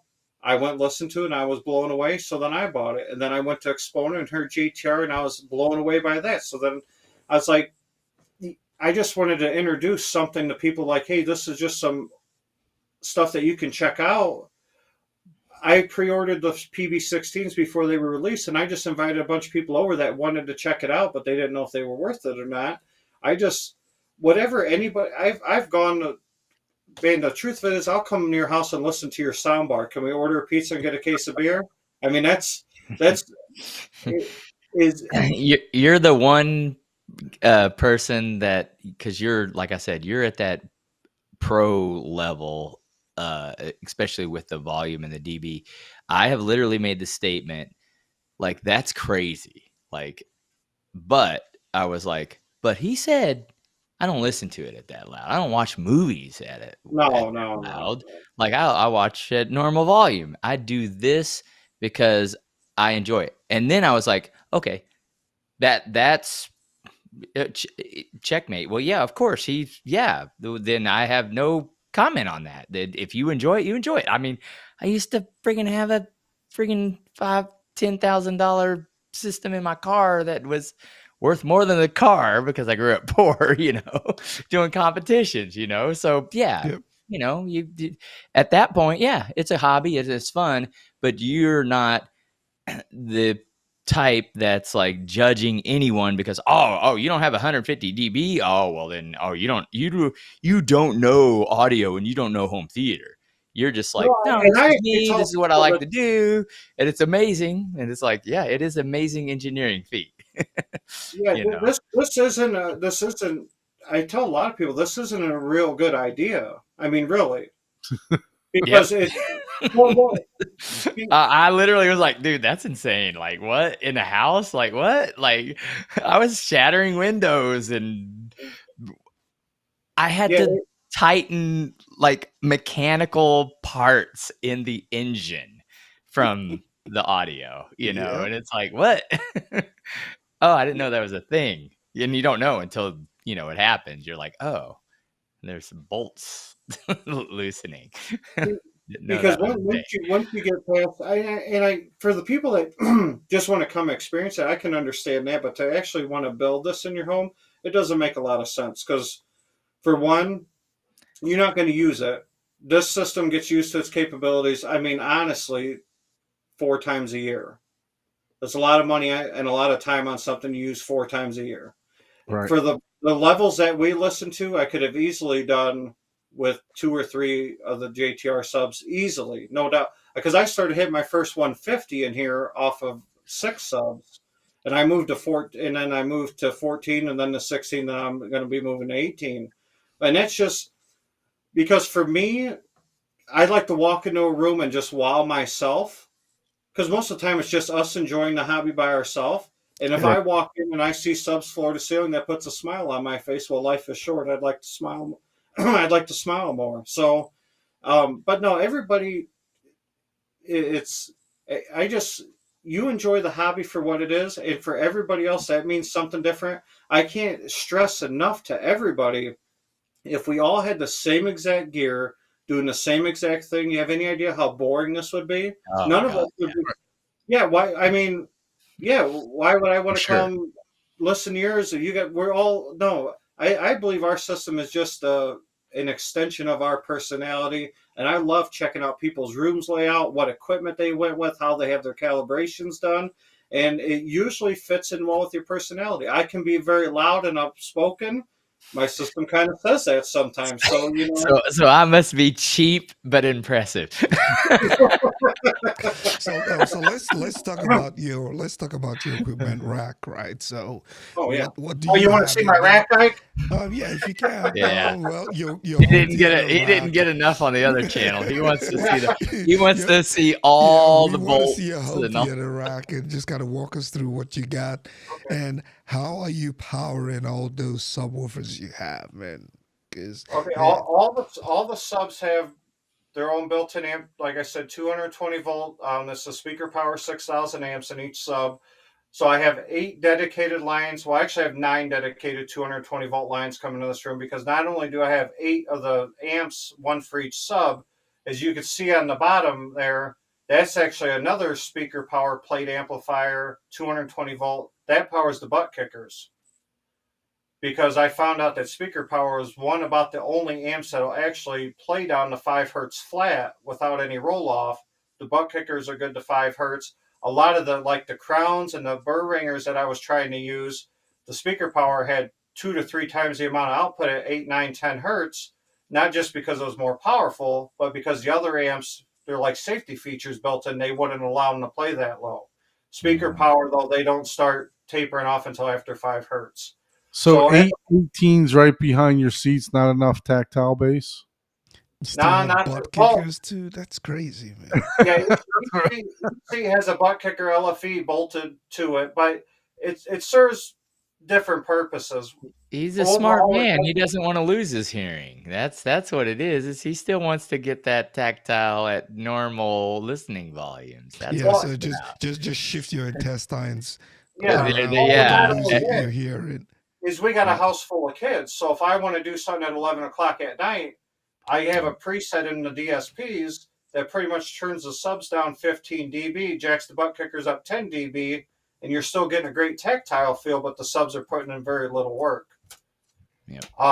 Right above You're that is using like 1% of those things whenever you're watching at normal. oh yeah. The light on them don't even flash. It's getting a signal. So that's how much. Yeah, that's Yep. how little. That's what I figured. I was like, nah, those things aren't even. They're like, what? Are we on yet? What are we doing here? Yeah. So Jack Fan says he's going to be in Chicago next week. So I think that was a hint. So the amp right up from that is the Sunfire Cinema Grand. I'm using that to power the in-ceiling Atmos speakers.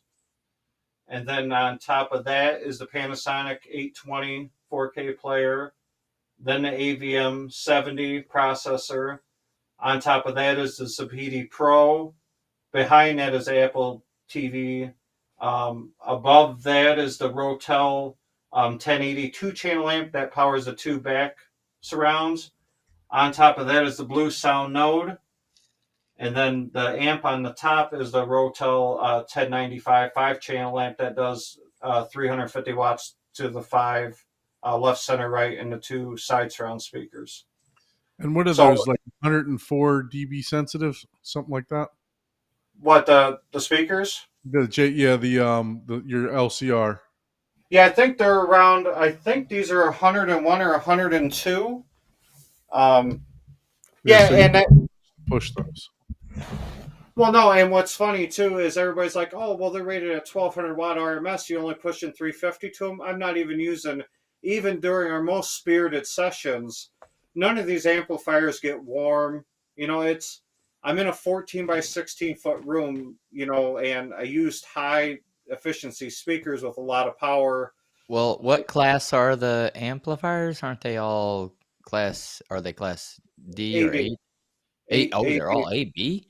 Yeah, the Rotels are all AB, and all the speaker okay. powers are Class D. Yeah, because the Rotels, I'm surprised they should get a little warm, not hot, but Yeah, no, they do. Well, I mean, they just get warm sitting there on. But I'm saying is that if you listen to a whole movie at a spirited level, the temperature doesn't change to just at their normal warmth.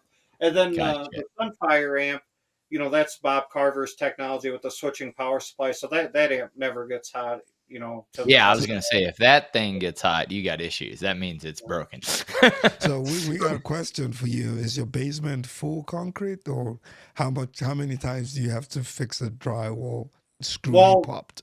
The wall behind me and the 2 side walls are concrete walls with paneling on them. The wall that I had to build to split the basement is staggered stud, double drywall, well, plywood, then double drywall. So now the ceiling, I used acoustic tiles, and the first time actually that Youth Man was over here, and I gave him the first demo when I only had 4 of the JTR subs, a huge part of the ceiling fell down in his lap. So the whole ceiling's held together with big fender washers and Gorilla tape, and that time too, actually, we lost the door frame. It blew the door out of the basement, like it broke the frame. So then I switched over to a solid wood door, and then we tore the door frame out. And we put 3 studs next to each other, and then kind of like bolted them all together with carriage bolts. we know a guy. I hope your insurance Anytime company you is need, not watching. yeah, Chuck is the man when it comes to building. He's the guy that you need to talk to whenever it comes to any of your constructional. Yeah, I think that's something people need to realize, right? Is you have put a lot of effort into preparing your room, right? To be able to handle that, right? So you're not just throwing, you know, all those amazing speakers in just the room for nothing, right? So there's a lot of treatment, there's a lot of preparation, and just making sure that the room is able to handle all of that.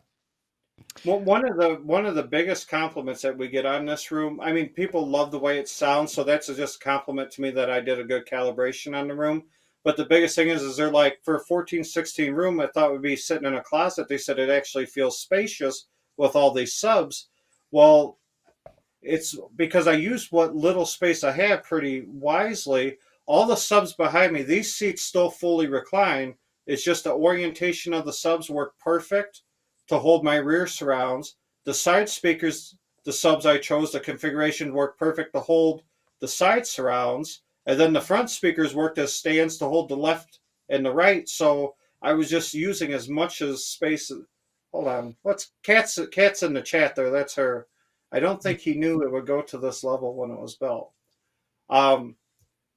No, obviously we all sit around and daydream and think about stuff. I honestly, when I first started building this room, my goal was for a 140, and I hit it not easy, but easy enough. I mean, it took 14 18s from Power Sound Audio to hit it.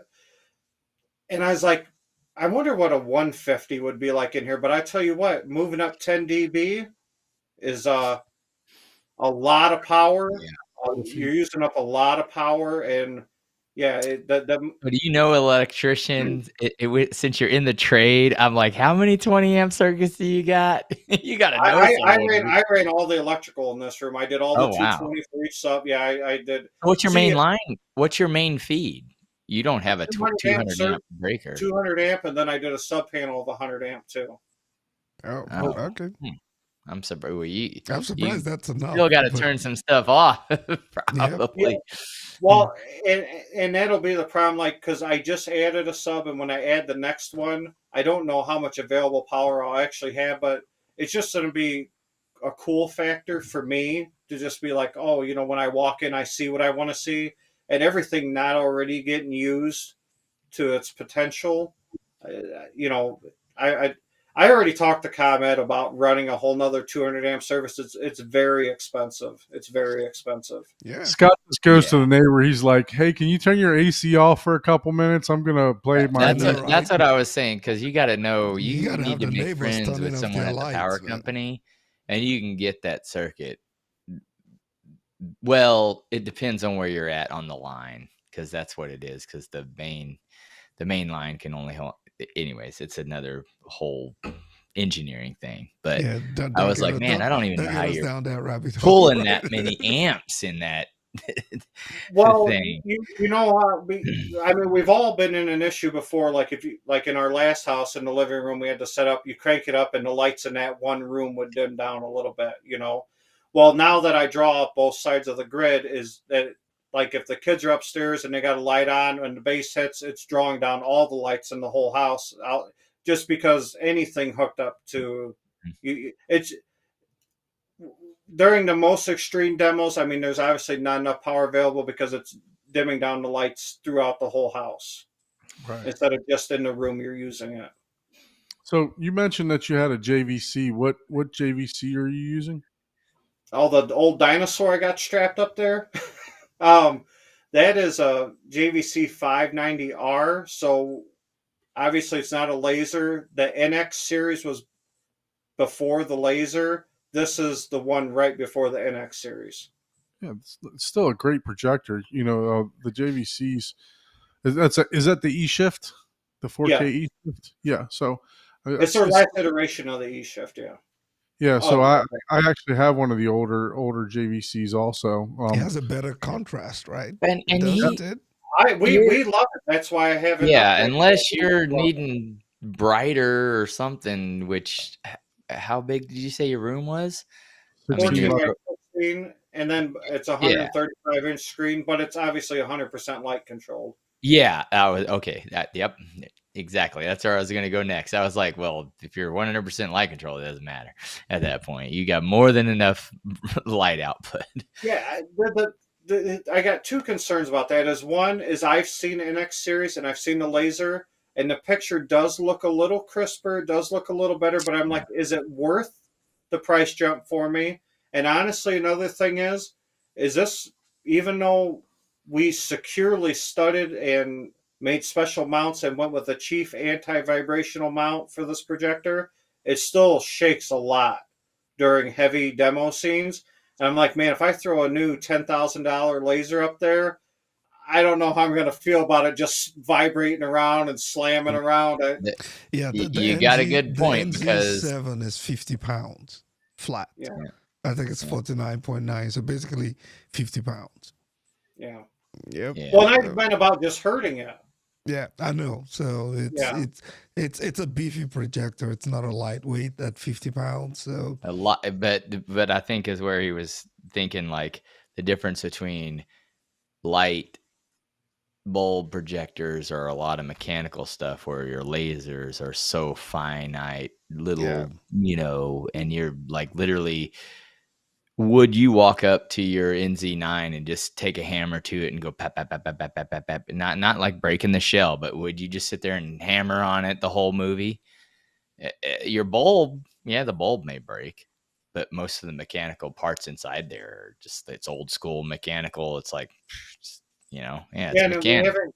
we haven't had no problem. And I had an Epson before this, and something got past its screen, and it put little artifacts on the screen.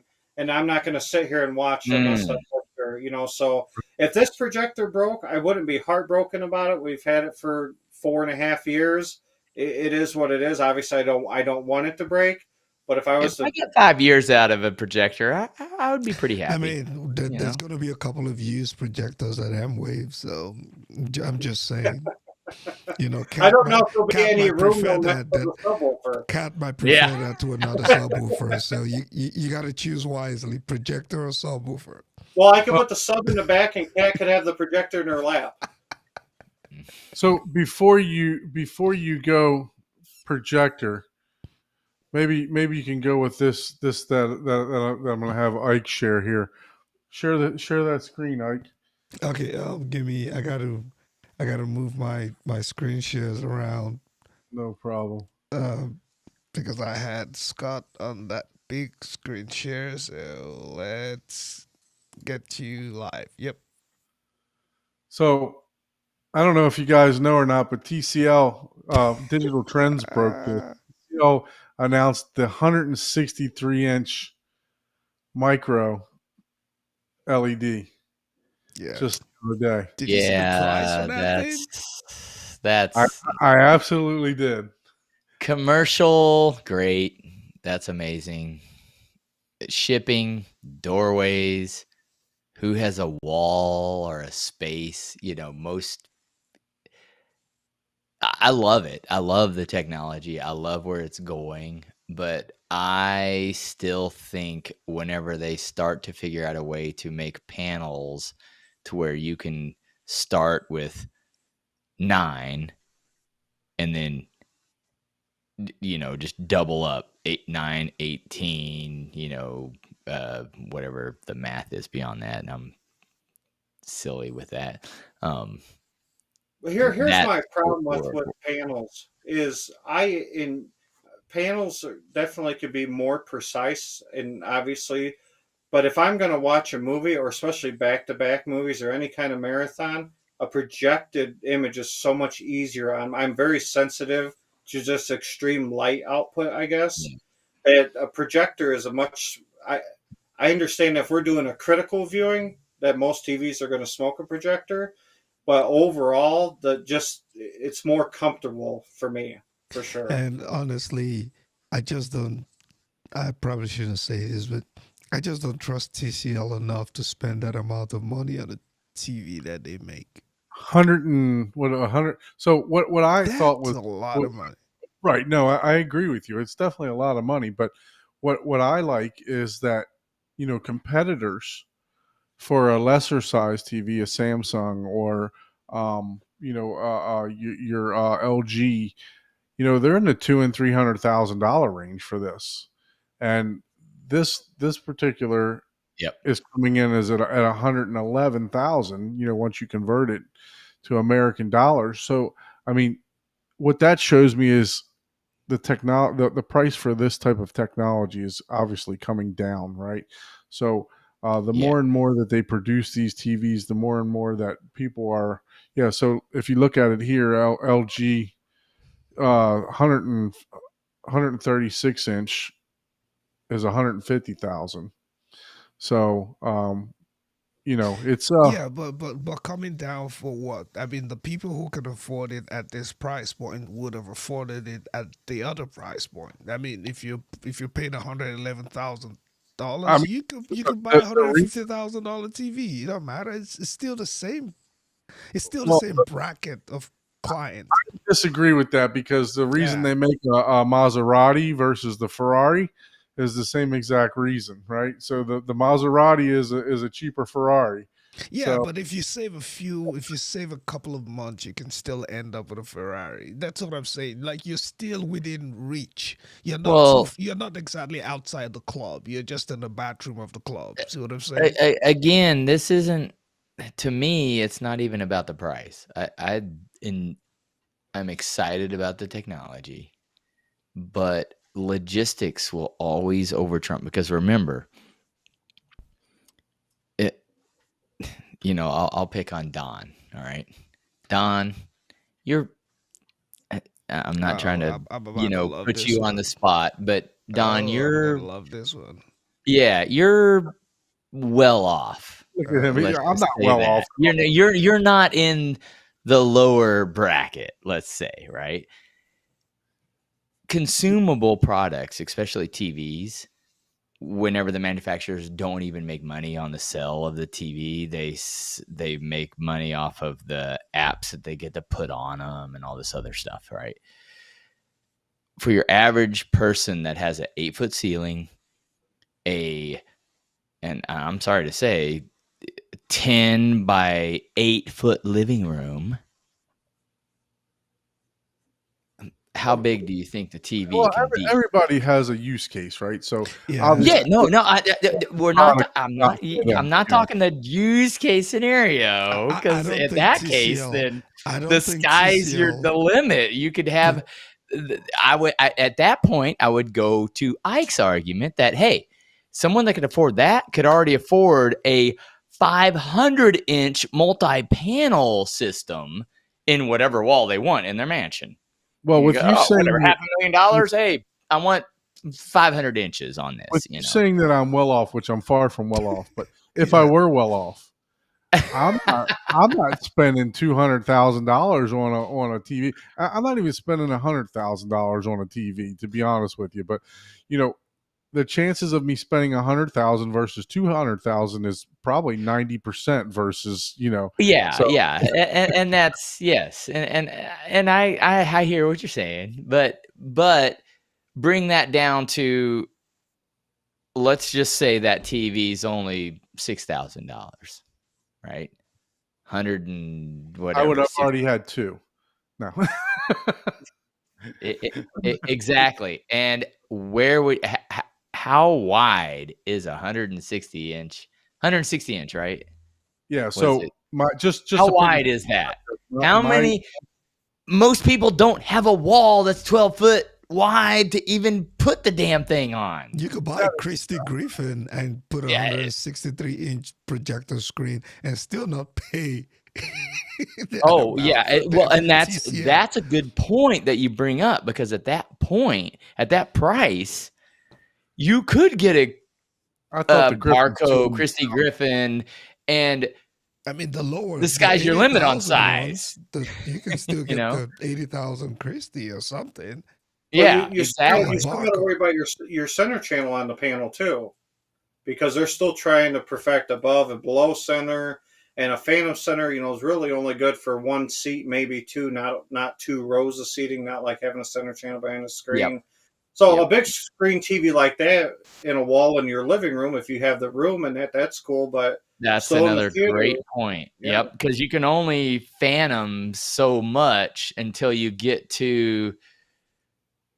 Yeah, okay, there you go. That's 150,000, right? That can your credit produce card. a Yeah, check out the lumen. and that stuff. 500-inch screen. It will and be visible during the day.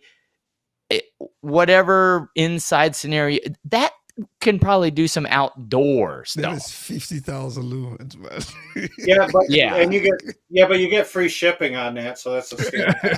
Well, it probably weighs 300 pounds, so that's probably a good savings, actually. Yeah, you can even make monthly payments on that. Oh Yeah, man, I think I just hit order. Monthly payments. Oh, order. Click.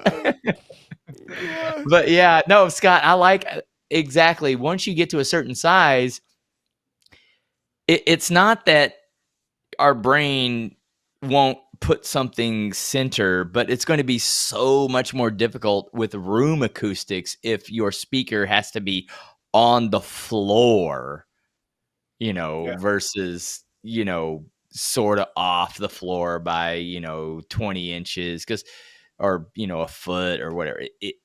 It will make a huge difference if you're just like, now I have to put it on the floor. We have our center about 14 inches off the floor, right at the bottom of the screen, which is fine because we only have one row of seating. You're not going to do that in a theater with two rows of seating. Yep. Or the people in the second row aren't going to hear nothing. I mean, not from the center channel perspective. Yeah. No, it just brings up a point, that this technology is definitely coming down in price. Um, I I have a lot of friends that that are middle class people that definitely have, in the areas that I've lived in, they have a 12-foot wall or a 14-foot wall that something like this could be hung on. I hear The, you're very well off, Don. Congratulations. yeah, I wish. That's why I work Uh, because I'm so well off. Yeah. But I mean, no, look, he has his own wall. His wall promotes him behind him. my $120 Govee curtain. Yeah. No, Dude, but honestly, that TV is so expensive. No matter what currency you put it, you can put it in Nigeria, naira, whatever it is expensive, bro. And You could put it in ruples, and I couldn't afford it it. is. You can't afford it in any currency. look, I don't even want to buy a car for $100,000, or so, and that's where all the trucks and everything else are moving to right now. I own another business that I use a truck and a trailer every day, and I mean, if I were to go buy a new GMC, 250. 2,500 right now. I mean, I'm looking at $100,000 for a truck right now, Yeah. So, but yeah, no, it's Well, Well, we in just contrast to this $1 billion thing that you well-off people can obviously investigate. Shu has just announced a new subwoofer that's Oh like yeah. $1,200. That's 111 dB CE Yeah, Don, can you 2010 pull that up? 1 meter measurement for one subwoofer. Can you pull that So up, yeah, Don? I'm I trying to know. get. I met Dr. Shu. He's an awesome guy. I met him a couple years ago at the Exponent show. oh Very nice yeah, guy. if I was an engineer in just audio, that's probably what I would probably be this right here. But the TN1 is what you're looking for. Go to Yeah, the he's main already page sold and they out. have a TN1 is what you're looking at. I don't even know how you got there. That's not the main page. Yeah, I think you when you just search shoe, it's gonna take you to that page. Oh, New see, yeah, products. see Yeah, that? it's at the very top. Oh, it's Yeah. sold out already. Never mind. Well, yeah, there it is. You Yep. needed a $200 deposit. That's an interesting strategy. It's already sold out. Is it sold out, or just sometimes No, you just market it sold out? No, the pre-orders sold out. You can't pre-order. He was giving a $200 discount or $100 discount for pre-orders, and Yeah. I think he's sold out of all the pre-orders with the special pricing. They look good though, and they look pretty compact, right? Yeah, Yeah. he made them. That's the thing. 18 He and a made them a half by certain 18 height. and a half. Yeah, he made them a certain height so you could put your left and right speakers on them and use them as stands. That's actually pretty genius, to be honest. And you can lay them on the side. So, Mhm. and they're only going to be 18 and a half inches tall if you lay them on the side. I mean, these things are more capable. This is the kind of, it doesn't seem like that big of a deal, but most of the time people are like, oh, let's make it like 40 inches deep, and it's like, well, ooh, that's pretty, and still have it like 20 inches wide or something. It's like, oh, you can't hide that. You just, you could lay it on its side behind a couch Yeah, or. they look. Don, can you scroll on the pictures? There's one where they have it like in a living room setup. If you just hit the arrow, yeah, that one. No, next one. It is pretty compact. Like just taking a look at it, it is a far cry from our favorite monoliths and Yeah. And it's ported with the ports down firing. Yep.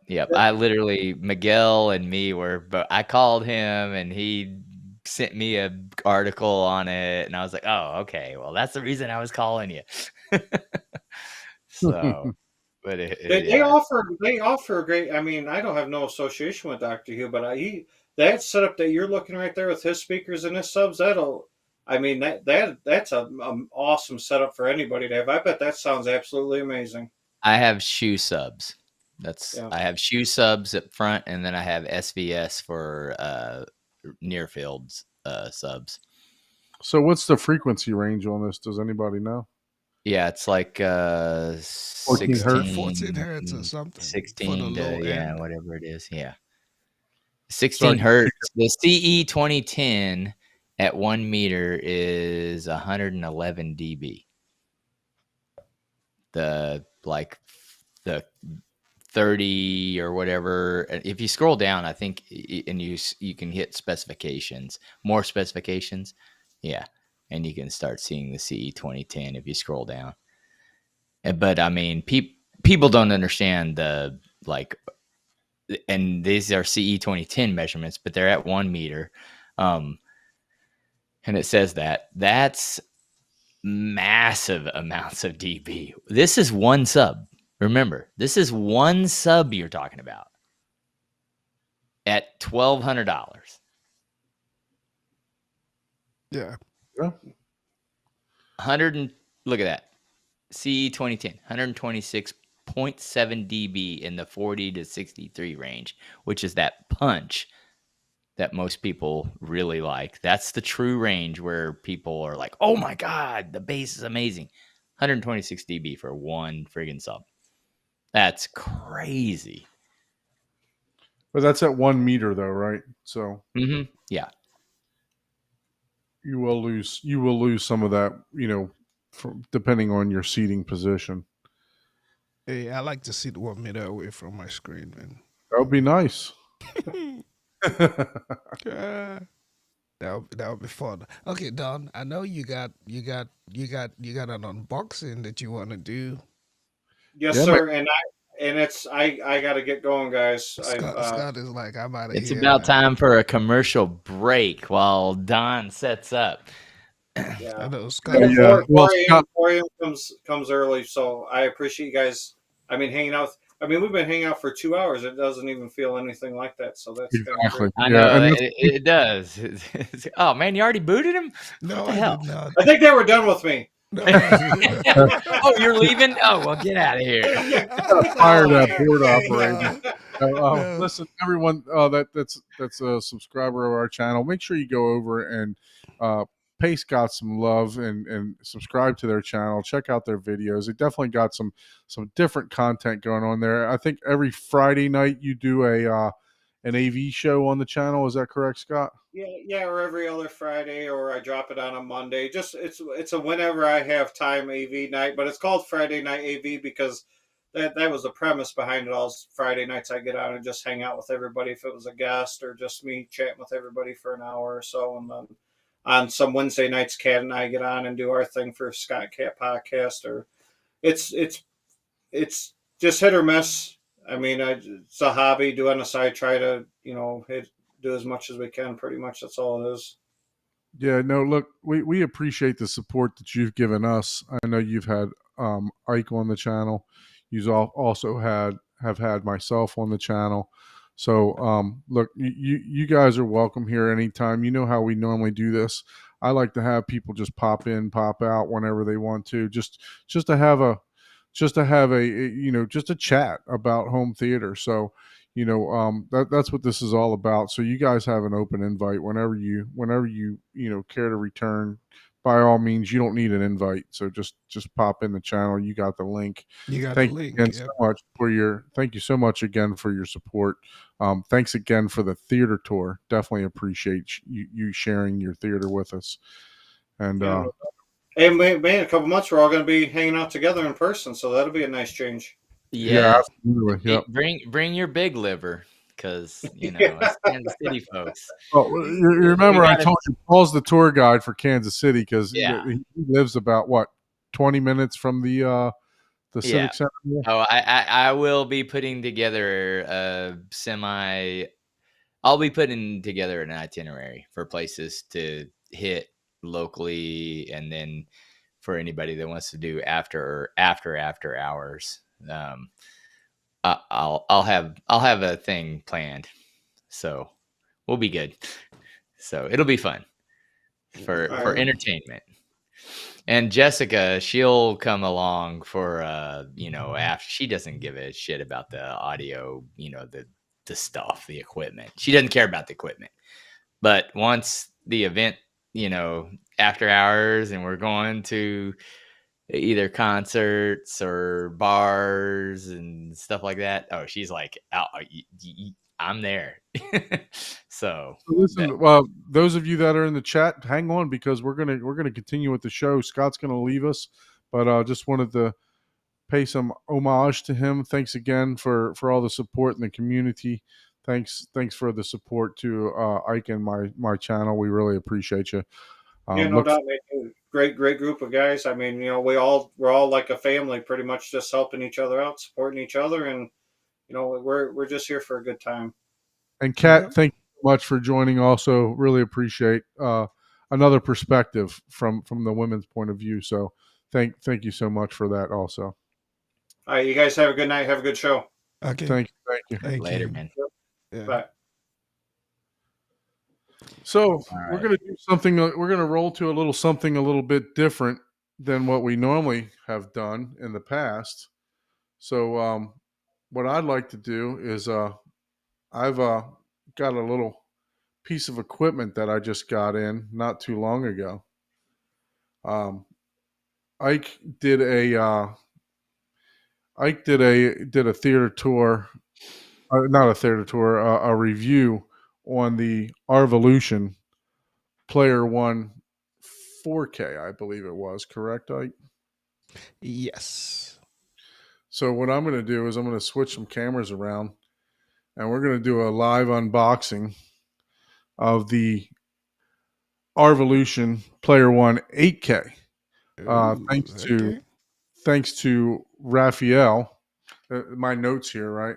This is my notes, guys. Just so you know, this is how prepared I am for the show. That's what my notes consist of. We like to free flow things here. So I'm gonna go ahead. I switched that. You got that camera switched. I'm gonna get you on full screen. So All right. So, hopefully you got your pants on, bro. yeah, man. I got the We don't camera. want So real time accidents. yeah, man. So let me move this mic over here so you can hear me a little bit better. You're gonna be blocking the unboxing though. Jeez. Yeah, well, I got to switch the camera. You're going to see a top-down view here in a second.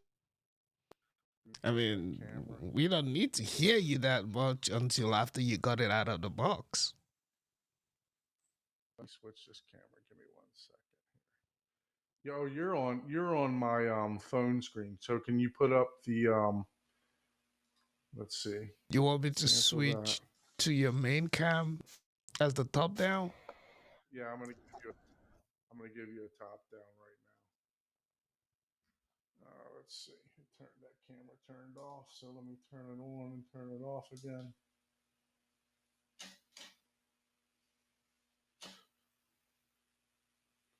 All right, if you can switch to that other camera that I got up there. Okay, let me do that. I'll switch. Boom.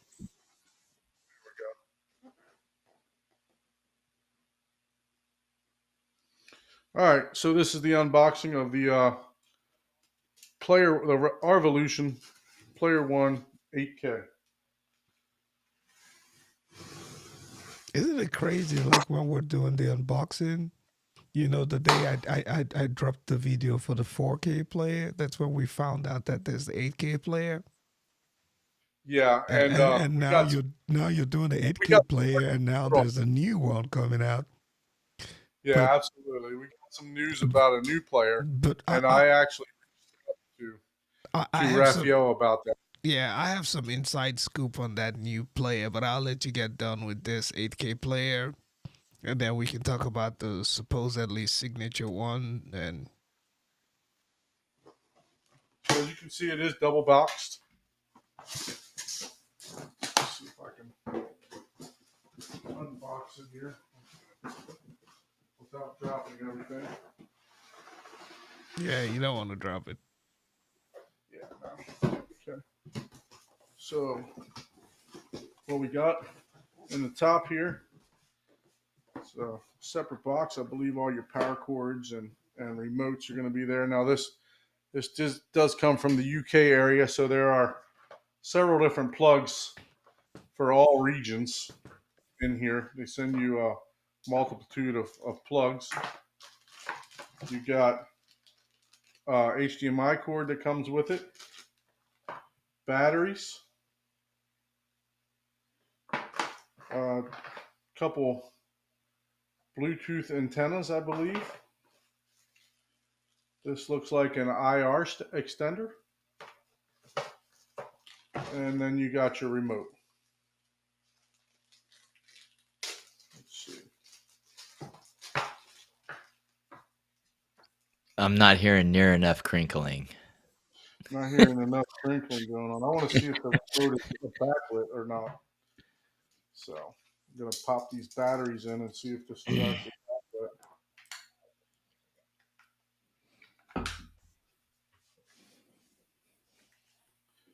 backlit. There is some backlighting on the power. I don't see it on all the other buttons, but just I do see some backlighting on the power button.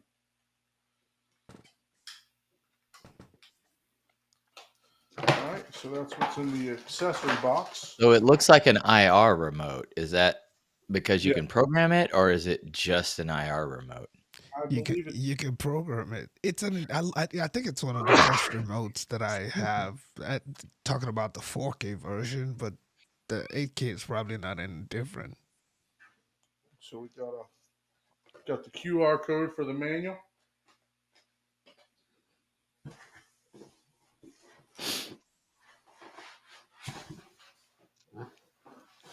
All right, so this is pretty nicely packaged.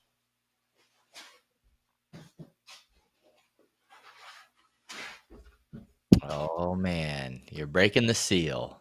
Let's see what we got here. All right. That is the top-down view here.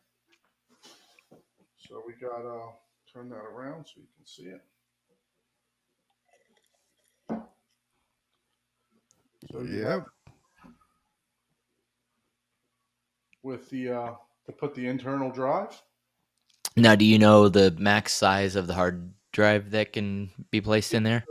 So you can do 32 terabytes with a partition. Wow, 32 terabyte drive will fit in there. That's pretty impressive. So you got a USB on the front, which is always helpful. So if you happen to, I'm going to give a shameless plug here. If you happen to purchase the Spatial Audio Toolkit, you can go ahead and plug Wait, that. don't be plugging shit you don't make money on. What the hell? No. And Chana some love every now and then. Yeah, I would be more into promoting Chana's Atmos audio that you could play through that. Even though he's also part of the spatial audio. just poking fun. So One that's thing that's nice about the back is you got the 3 USB 3 ports. So on the other models of the Zapidi, you only had one USB 3 port. So that'll allow the faster data transfer from your external hard drives to this. You got your IR extender, which is exactly what I thought it was. You do have an optical here. You got your HDMI in and out, which is actually a 2.1 HDMI, and then you got your LAN, and then this is actually a separate power supply that you can purchase, which is purchase a better power supply than the one that's in here, and then you just got your standard. I'm assuming that when you say, what do you mean? I'm guessing just from my career that when you say power supply, that input is a DC power supply input. Correct. Okay. Yep. Yeah. And a lot of people don't know what that means, but basically it's like direct battery, if you would. So, and it's the DC power supplies are essentially noise free because it's not an AC type of current. There's positives and negatives of it. But that's pretty interesting that DC is one of the options for a media player, to be honest. Trying to get rid of some of the glare. I got the light cranked up here, but there is a film on the front, that will pull off for protection. But yeah, this is the Player One 8K. Look forward to some.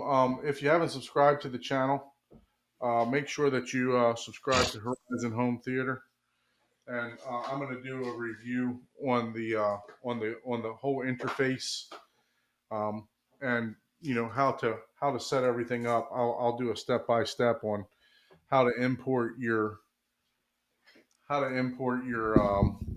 your ripped movies, or your music or whatever into the actual.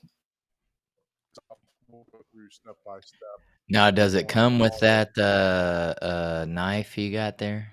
So, Yeah, man. so the back of it, at the back of it, they took out the two HDMI ports, right? Because the 4K that I unboxed just a few weeks ago has two HDMI ports in ports. Yeah, so we'll share some specs on that.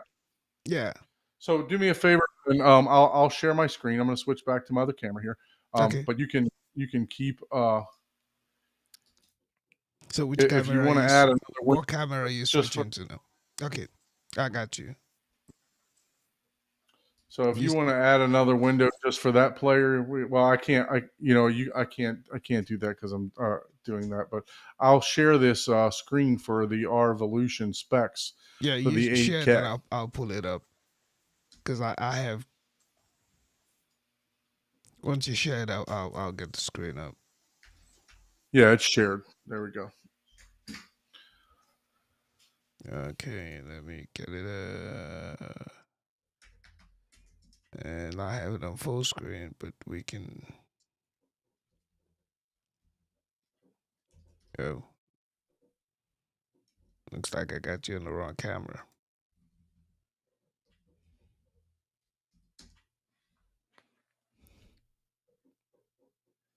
It's like, what camera are you using, Don?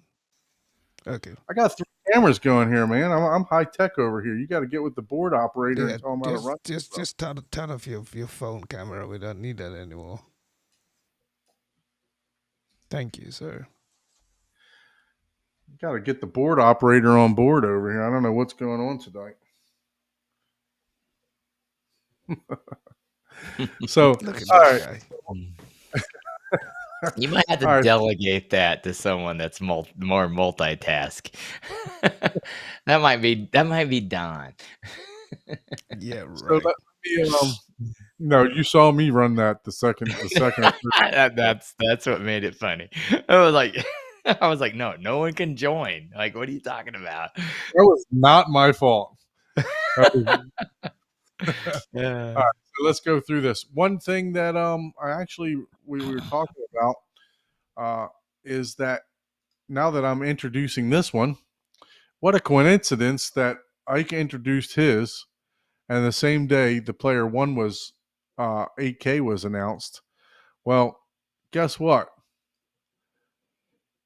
Now that I'm introducing mine, just yesterday, the Player One 8K signature was introduced. Right? Oh man, if you were a more popular channel, you probably would have got that one instead. That's my only guess. So I spoke to Raphael. He sent me this unit. Raphael is I believe he's the U.S. market director for Arvolution products. So he actually told me that at this moment the 8K signature edition is not going to be available in the U.S. Yes. So that's what he That doesn't mean that you can't get it. Yeah, exactly. So Correct. basically what it is it's actually a customized 8K player. So there's a company called Authentic Cinema in Germany, and you can actually send your 8K player to them, and then they customize it, and it becomes the signature edition. So that's where you see that name there, Authentic Cinema. that is actually the guys who were doing it. So it's basically 8K on steroids, but they customize it for you. And I'm actually reading from the email that I got. And I asked him if I could share this. He said yes. And um it's not gonna be sold in the US. I don't think they thought it was needed for the US market and also for Canada. And yes, the pricing is also going to be what they thought would be, a sticking point for the US market. So, yeah, it's not necessarily going to ship out as the signature player itself, but So if you have the 8K, you can send it to that company and they so can what everybody wants check to it know, out for you. what's the difference? What does the signature So here we go. Yeah, We're here. Don has that on, so he can pull up. There's a So it comparison says that chart for all results three of them. compared to the 8K player, the picture looks cleaner with more stable. There's less noise in the deep blacks, resulting in 3D effect with better respect to the color grading, especially in the dark parts of the picture. The pictures also appears to be less blurring motion. I won't read all this stuff, but you guys can see. Yeah, You know, there's the three comparison chart, right, between the yep, three. If you yeah, scroll up on that, mhm. yeah, I think that might be better. Yeah, So that you'll see right there's there. less difference than there is more difference with this. So they're using the same chipset, using the same processor, but it does say with some filtering. I'm not sure what that means, but same eight gig, same 64, Dolby, all the same Dolby Vision. So everything is the same all the way down, to 2.1 on the HDMI version, and then you come to this HDD rack enclosure, and this one says with filter and insulation. I'm not exactly sure what the, you know HDD stands for hard drive, correct? Yeah, So maybe the enclosure has a little bit more insulation in it to protect from the loud noise from the internal drive is what I'm thinking that would be. I'm Mm, not that entirely. would make yeah, sense. that's what I So saw. I it's think I saw that on the Facebook page for Our Revolution. There was somebody who made a similar comment to that. That it has to do with, I guess, protecting the drives or something.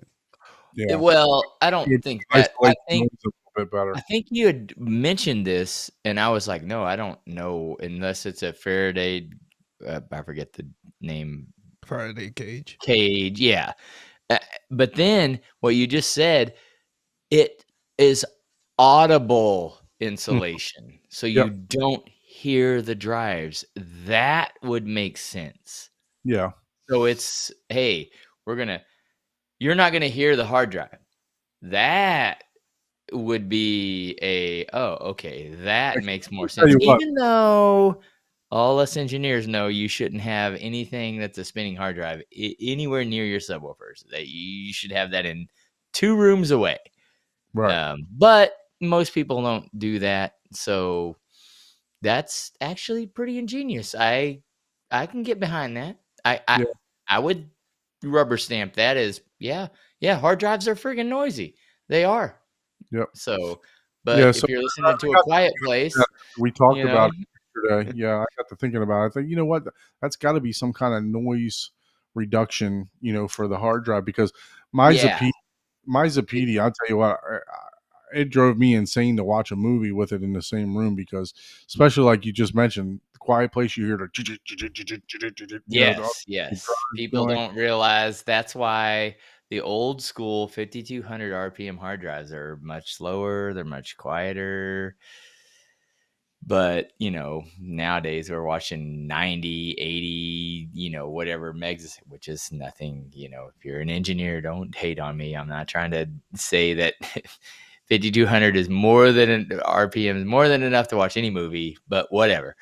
But as far as like what this thing can transfer, 32 terabytes and a drive, it's going to be 7200 or 10,000 RPM or whatever it may be. That's impressive. And if it is if that's an audio thing, like as far as like, hey, we're just insulating the noise, that right there, that big check mark for me, even if it's just in my computer room right now, because I have all my stuff in a separate room, which I'm in now, and then my theater's in a whole nother room, but I still don't like hearing the damn things. Yeah. I hate, that's worth a lot of money, actually. That's if it doesn't degrade. The problem is you still have to cool hard drives. It's still a mechanical moving part, So I don't know how they're doing that, but that if that's the new engineering and technology that's coming out, I'm all for more quiet hard Yep. drives. Yeah. So it That's looks like this one has a Toretto transformer. Looks like some higher end capacitors. High end fuses. So yeah, there's some differences, but I don't think there's a substantial amount of differences, especially when it comes to processing power and memory and all the stuff that matters with the playback and the processing and the upscaling that it's going to do to the 8K. All Yeah. that stuff is basically the same, right? Yeah, So it's about the same. It's just, one is just a little beefed up, Well, what is but what the what price you were point is just mentioned interesting. upscaling, because just being me, you know how I'm an ass. The upscaling is a big difference. People literally will spend way more money on upscaling, and that is in the future, that will be a thing, right? Especially with AI. Um, what is the difference in the upscaling? Is there any, or so it says they're both using this Dolby Vision S10 video processing. That actually process that advanced 12-bit video processing. So both units are using the same video, the VS10. Oh, okay, it's just doing the standard. Okay, I didn't know if it was doing some new interpolation of that, or yeah, because man, that is. I've had people show me some videos where 240p.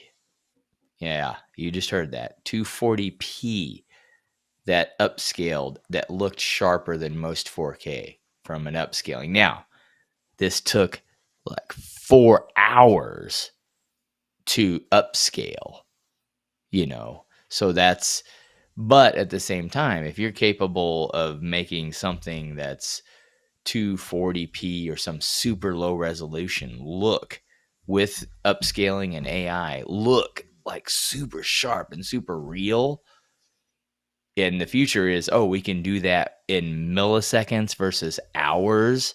Oh man, imagine that. And so anytime I hear something like that from a device like this, if they're doing some sort of new upscaling conversion, it's like, what is it? But yeah, the VS10 is actually pretty good for a lot of products. I think, doesn't the Zidu do that?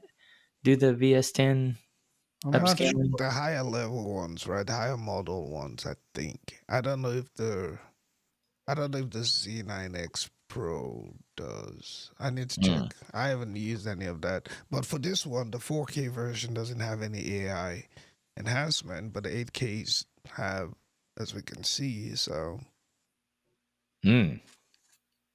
but Yeah. I like the HDMI 2.1 spec though. I think almost everything in the chain, well, in my use case now, almost everything in my chain is becoming HDMI 2.1.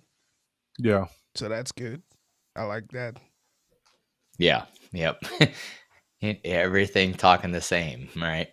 Yeah, and I mean, if you're in 2024, if you're building any new technology, you're putting out any stuff, just throw the latest specs, even if it's not perfect, But you don't want people to have to buy this and then go replace it 2 years later because they want HDMI 2.1. I don't know how it will necessarily fit in your chain, but it's just good to have it. It's probably cheaper to buy the chipsets for the 2.1 than ordering one that doesn't have it anymore. So it looks like the Wi-Fi. It's version 6 Wi-Fi Oh wow. with HFC shielding. So So the Um, frequency shielded. Yeah. yeah, Okay. Yeah. Yeah. I don't know and why then you want this on Wi-Fi, anyways, but let's on see. the signature would be aluminum versus plastic. Not that that makes a huge difference, but at least in my eyes. But so And yeah, maybe the Wi-Fi is just for controlling it. Like if you're wanting to, like if I on my IP Yamaha I have control or music cast, right? okay. And I pull it up. It's not streaming from my phone to my processor and then to the speakers. It's just, oh, you're connected to your Yamaha receiver. Um, oh, look at all this artwork, blah, blah, blah. And then, oh, I want to play this. It plays whatever, the 20 or title or whatever directly from the processor to the speakers, but I'm controlling everything and seeing the interaction via the Wi-Fi 6. So that Yeah, that, I that could really be. want to see. Yeah, I'm also curious to see if there's any improvement to the R video. Did they make any additional improvements to that based on it being an 8K player, or is it just the same one on the 4K player? I'm curious to see that. And yeah, yeah. I'm not sure. I did Raphael actually give you a Did he give you a price I think it's to have it around up? I think it's around 1799 for the signature, right? Yeah, it's But that's for yeah. the whole unit. But what if you own the 8K and you send it out? Sorry, I'm not Didn't sure you I say you followed. could send? So you said that you could send just your standard player one 8K to them to have them upgraded. Yeah. Is that or so? Do you know? Um. Did he No, we didn't. We for did that? not. We did not discuss. I didn't know. I didn't ask that. I can follow up with him to find out. But I mean, the Yeah, price we need on to have this him on the is show too. So we made that's a question we can have him yeah. on the show. I think the price. I think the price is around the 1799. But I don't know if that. I don't assume if you already have the 8K and you want to get it beefed up that that's what they're gonna charge you. I don't think so, but I don't know.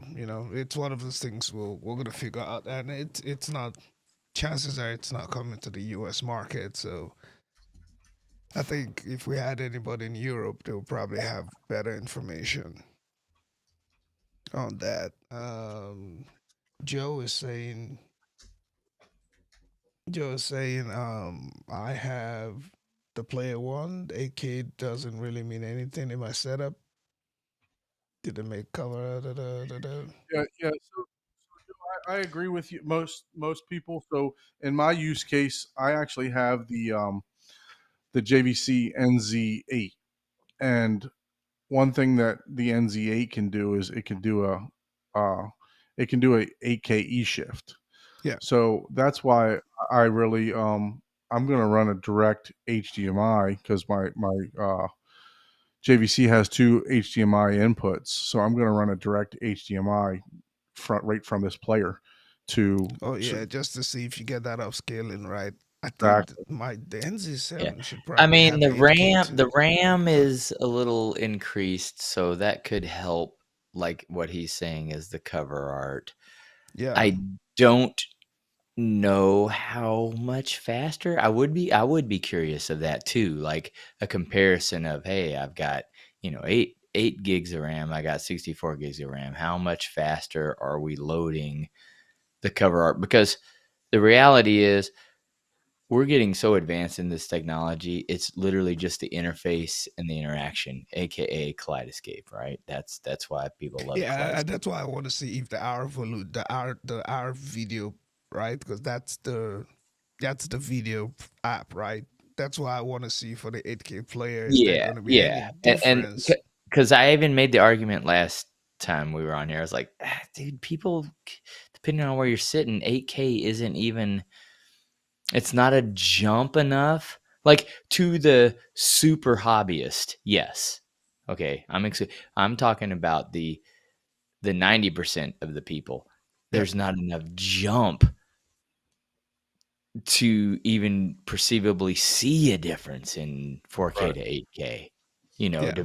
because of the screen. There's so many factors, right? I think the And larger the screen you go, the more you'll see it. Right. oh yeah. Oh, and I've said that story. I went from just 125 to 150, and I went from even DVDs look okay on the 125. Like Right. with the Shield AI upscaler, Yeah.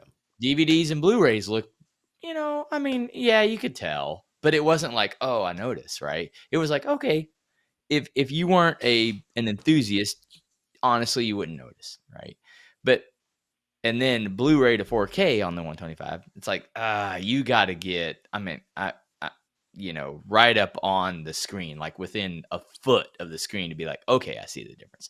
But Yeah. then 150 inch screen, DVDs, I'm like, oh God, like, okay, now we're starting to see a big difference. And then Blu-ray to 4K, it's like, okay, yeah, I can see the difference, but it still wouldn't ruin my experience, Right. Yeah. No. Yeah, I'm looking forward to it. I should be getting one in for review sometime this coming week, early next week. So I'm gonna compare, try to do the 8K tests. I'll see what Don also finds out with his own testing, and then do the 4K comparison So and see. my screen's not. I mean, my project, my whole theater. Well, I have a question. I like Joe's comment here, and this is something that whenever you're doing your video and your review, it would be cool to know. Is the cover art, does it cache the cover art for all your stuff, or is it literally downloading that I from believe your I believe Wi-Fi? our video does cache. The Correct. question is to what extent does it do that? It does. I believe it does cache some of the contents of your art, your Yes. cover One arts of and the all things that, that and Because that's kind of what helps it be snappy.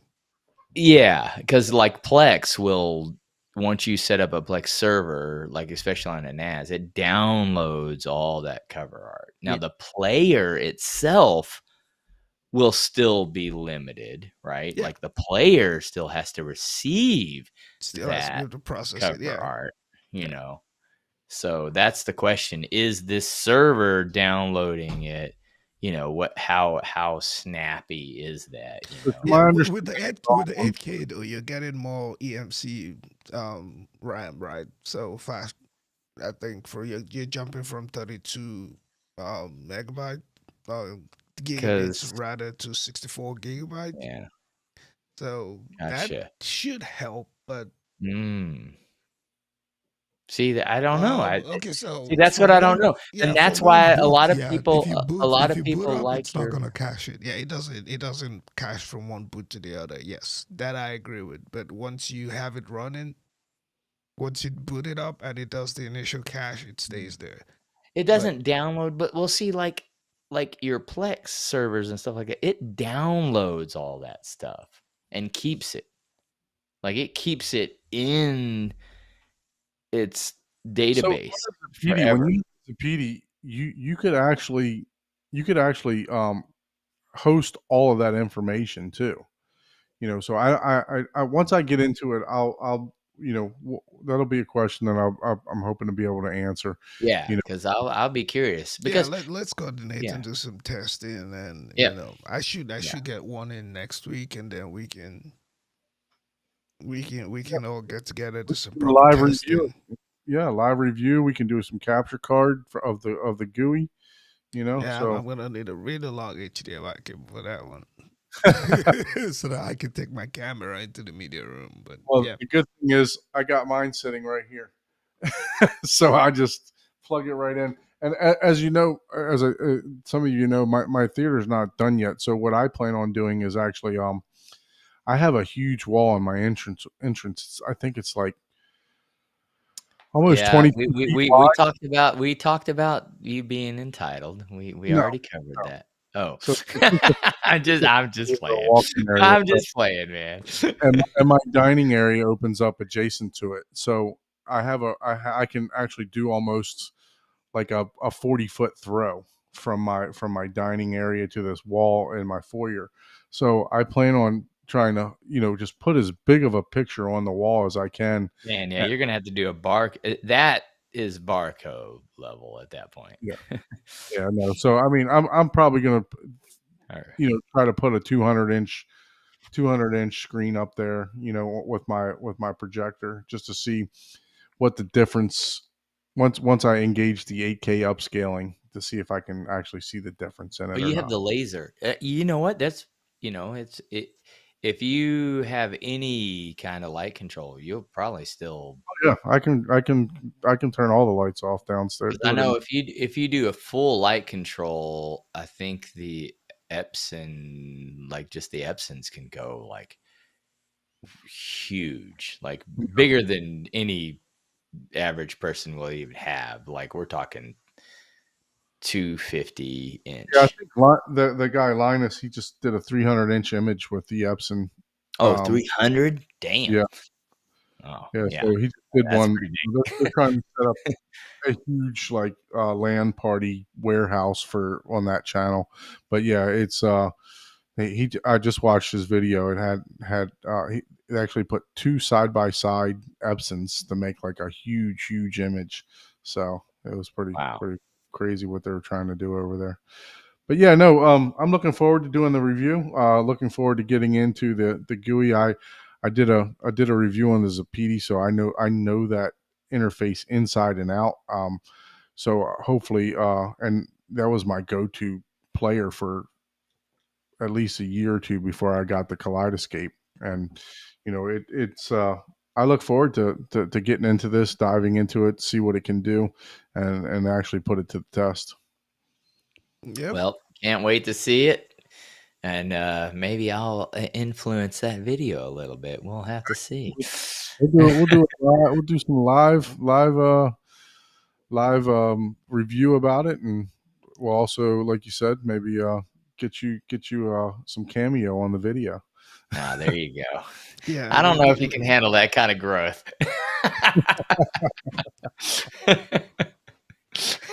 Oh boy. All right. On that note. Yes. Thank you everyone for joining this evening. Definitely appreciate it. We're at 2.5 hours right now, so we're going to go ahead and get it wrapped up. But thank you for joining the Home Theater Hub. If you have not liked or subscribed this video, subscribe to the channels. Please make sure you do that. That way we can continue to keep pumping out these videos and you'll get notifications. Paul, as always, thank you, sir. Thank you for joining. Appreciate the invite and the acceptance. Well, there's no invite. You have a constant. You just like Scott. You're on the front page now. You got your picture on the thumbnail talking about thank you for the invite. What are you talking about? But we're just you say you're playing it by ear. You might X me out. I want to see my picture like with a crossbones and skull on it. Like nope, he's not here anymore, and another face up there. Oh man, we really like having you. We appreciate it. Thank you for joining in. But please, like I said, make sure you subscribe to both channels, Easy HT Tech, Horizon Home Theater. If you would like to be a guest on the show, please send us an email to Home Theater Hub live at gmail.com. Home Theater Hub live at gmail.com. Thank you so much for everyone joining. We'll see you on the next show. Thank you. Bye. Later.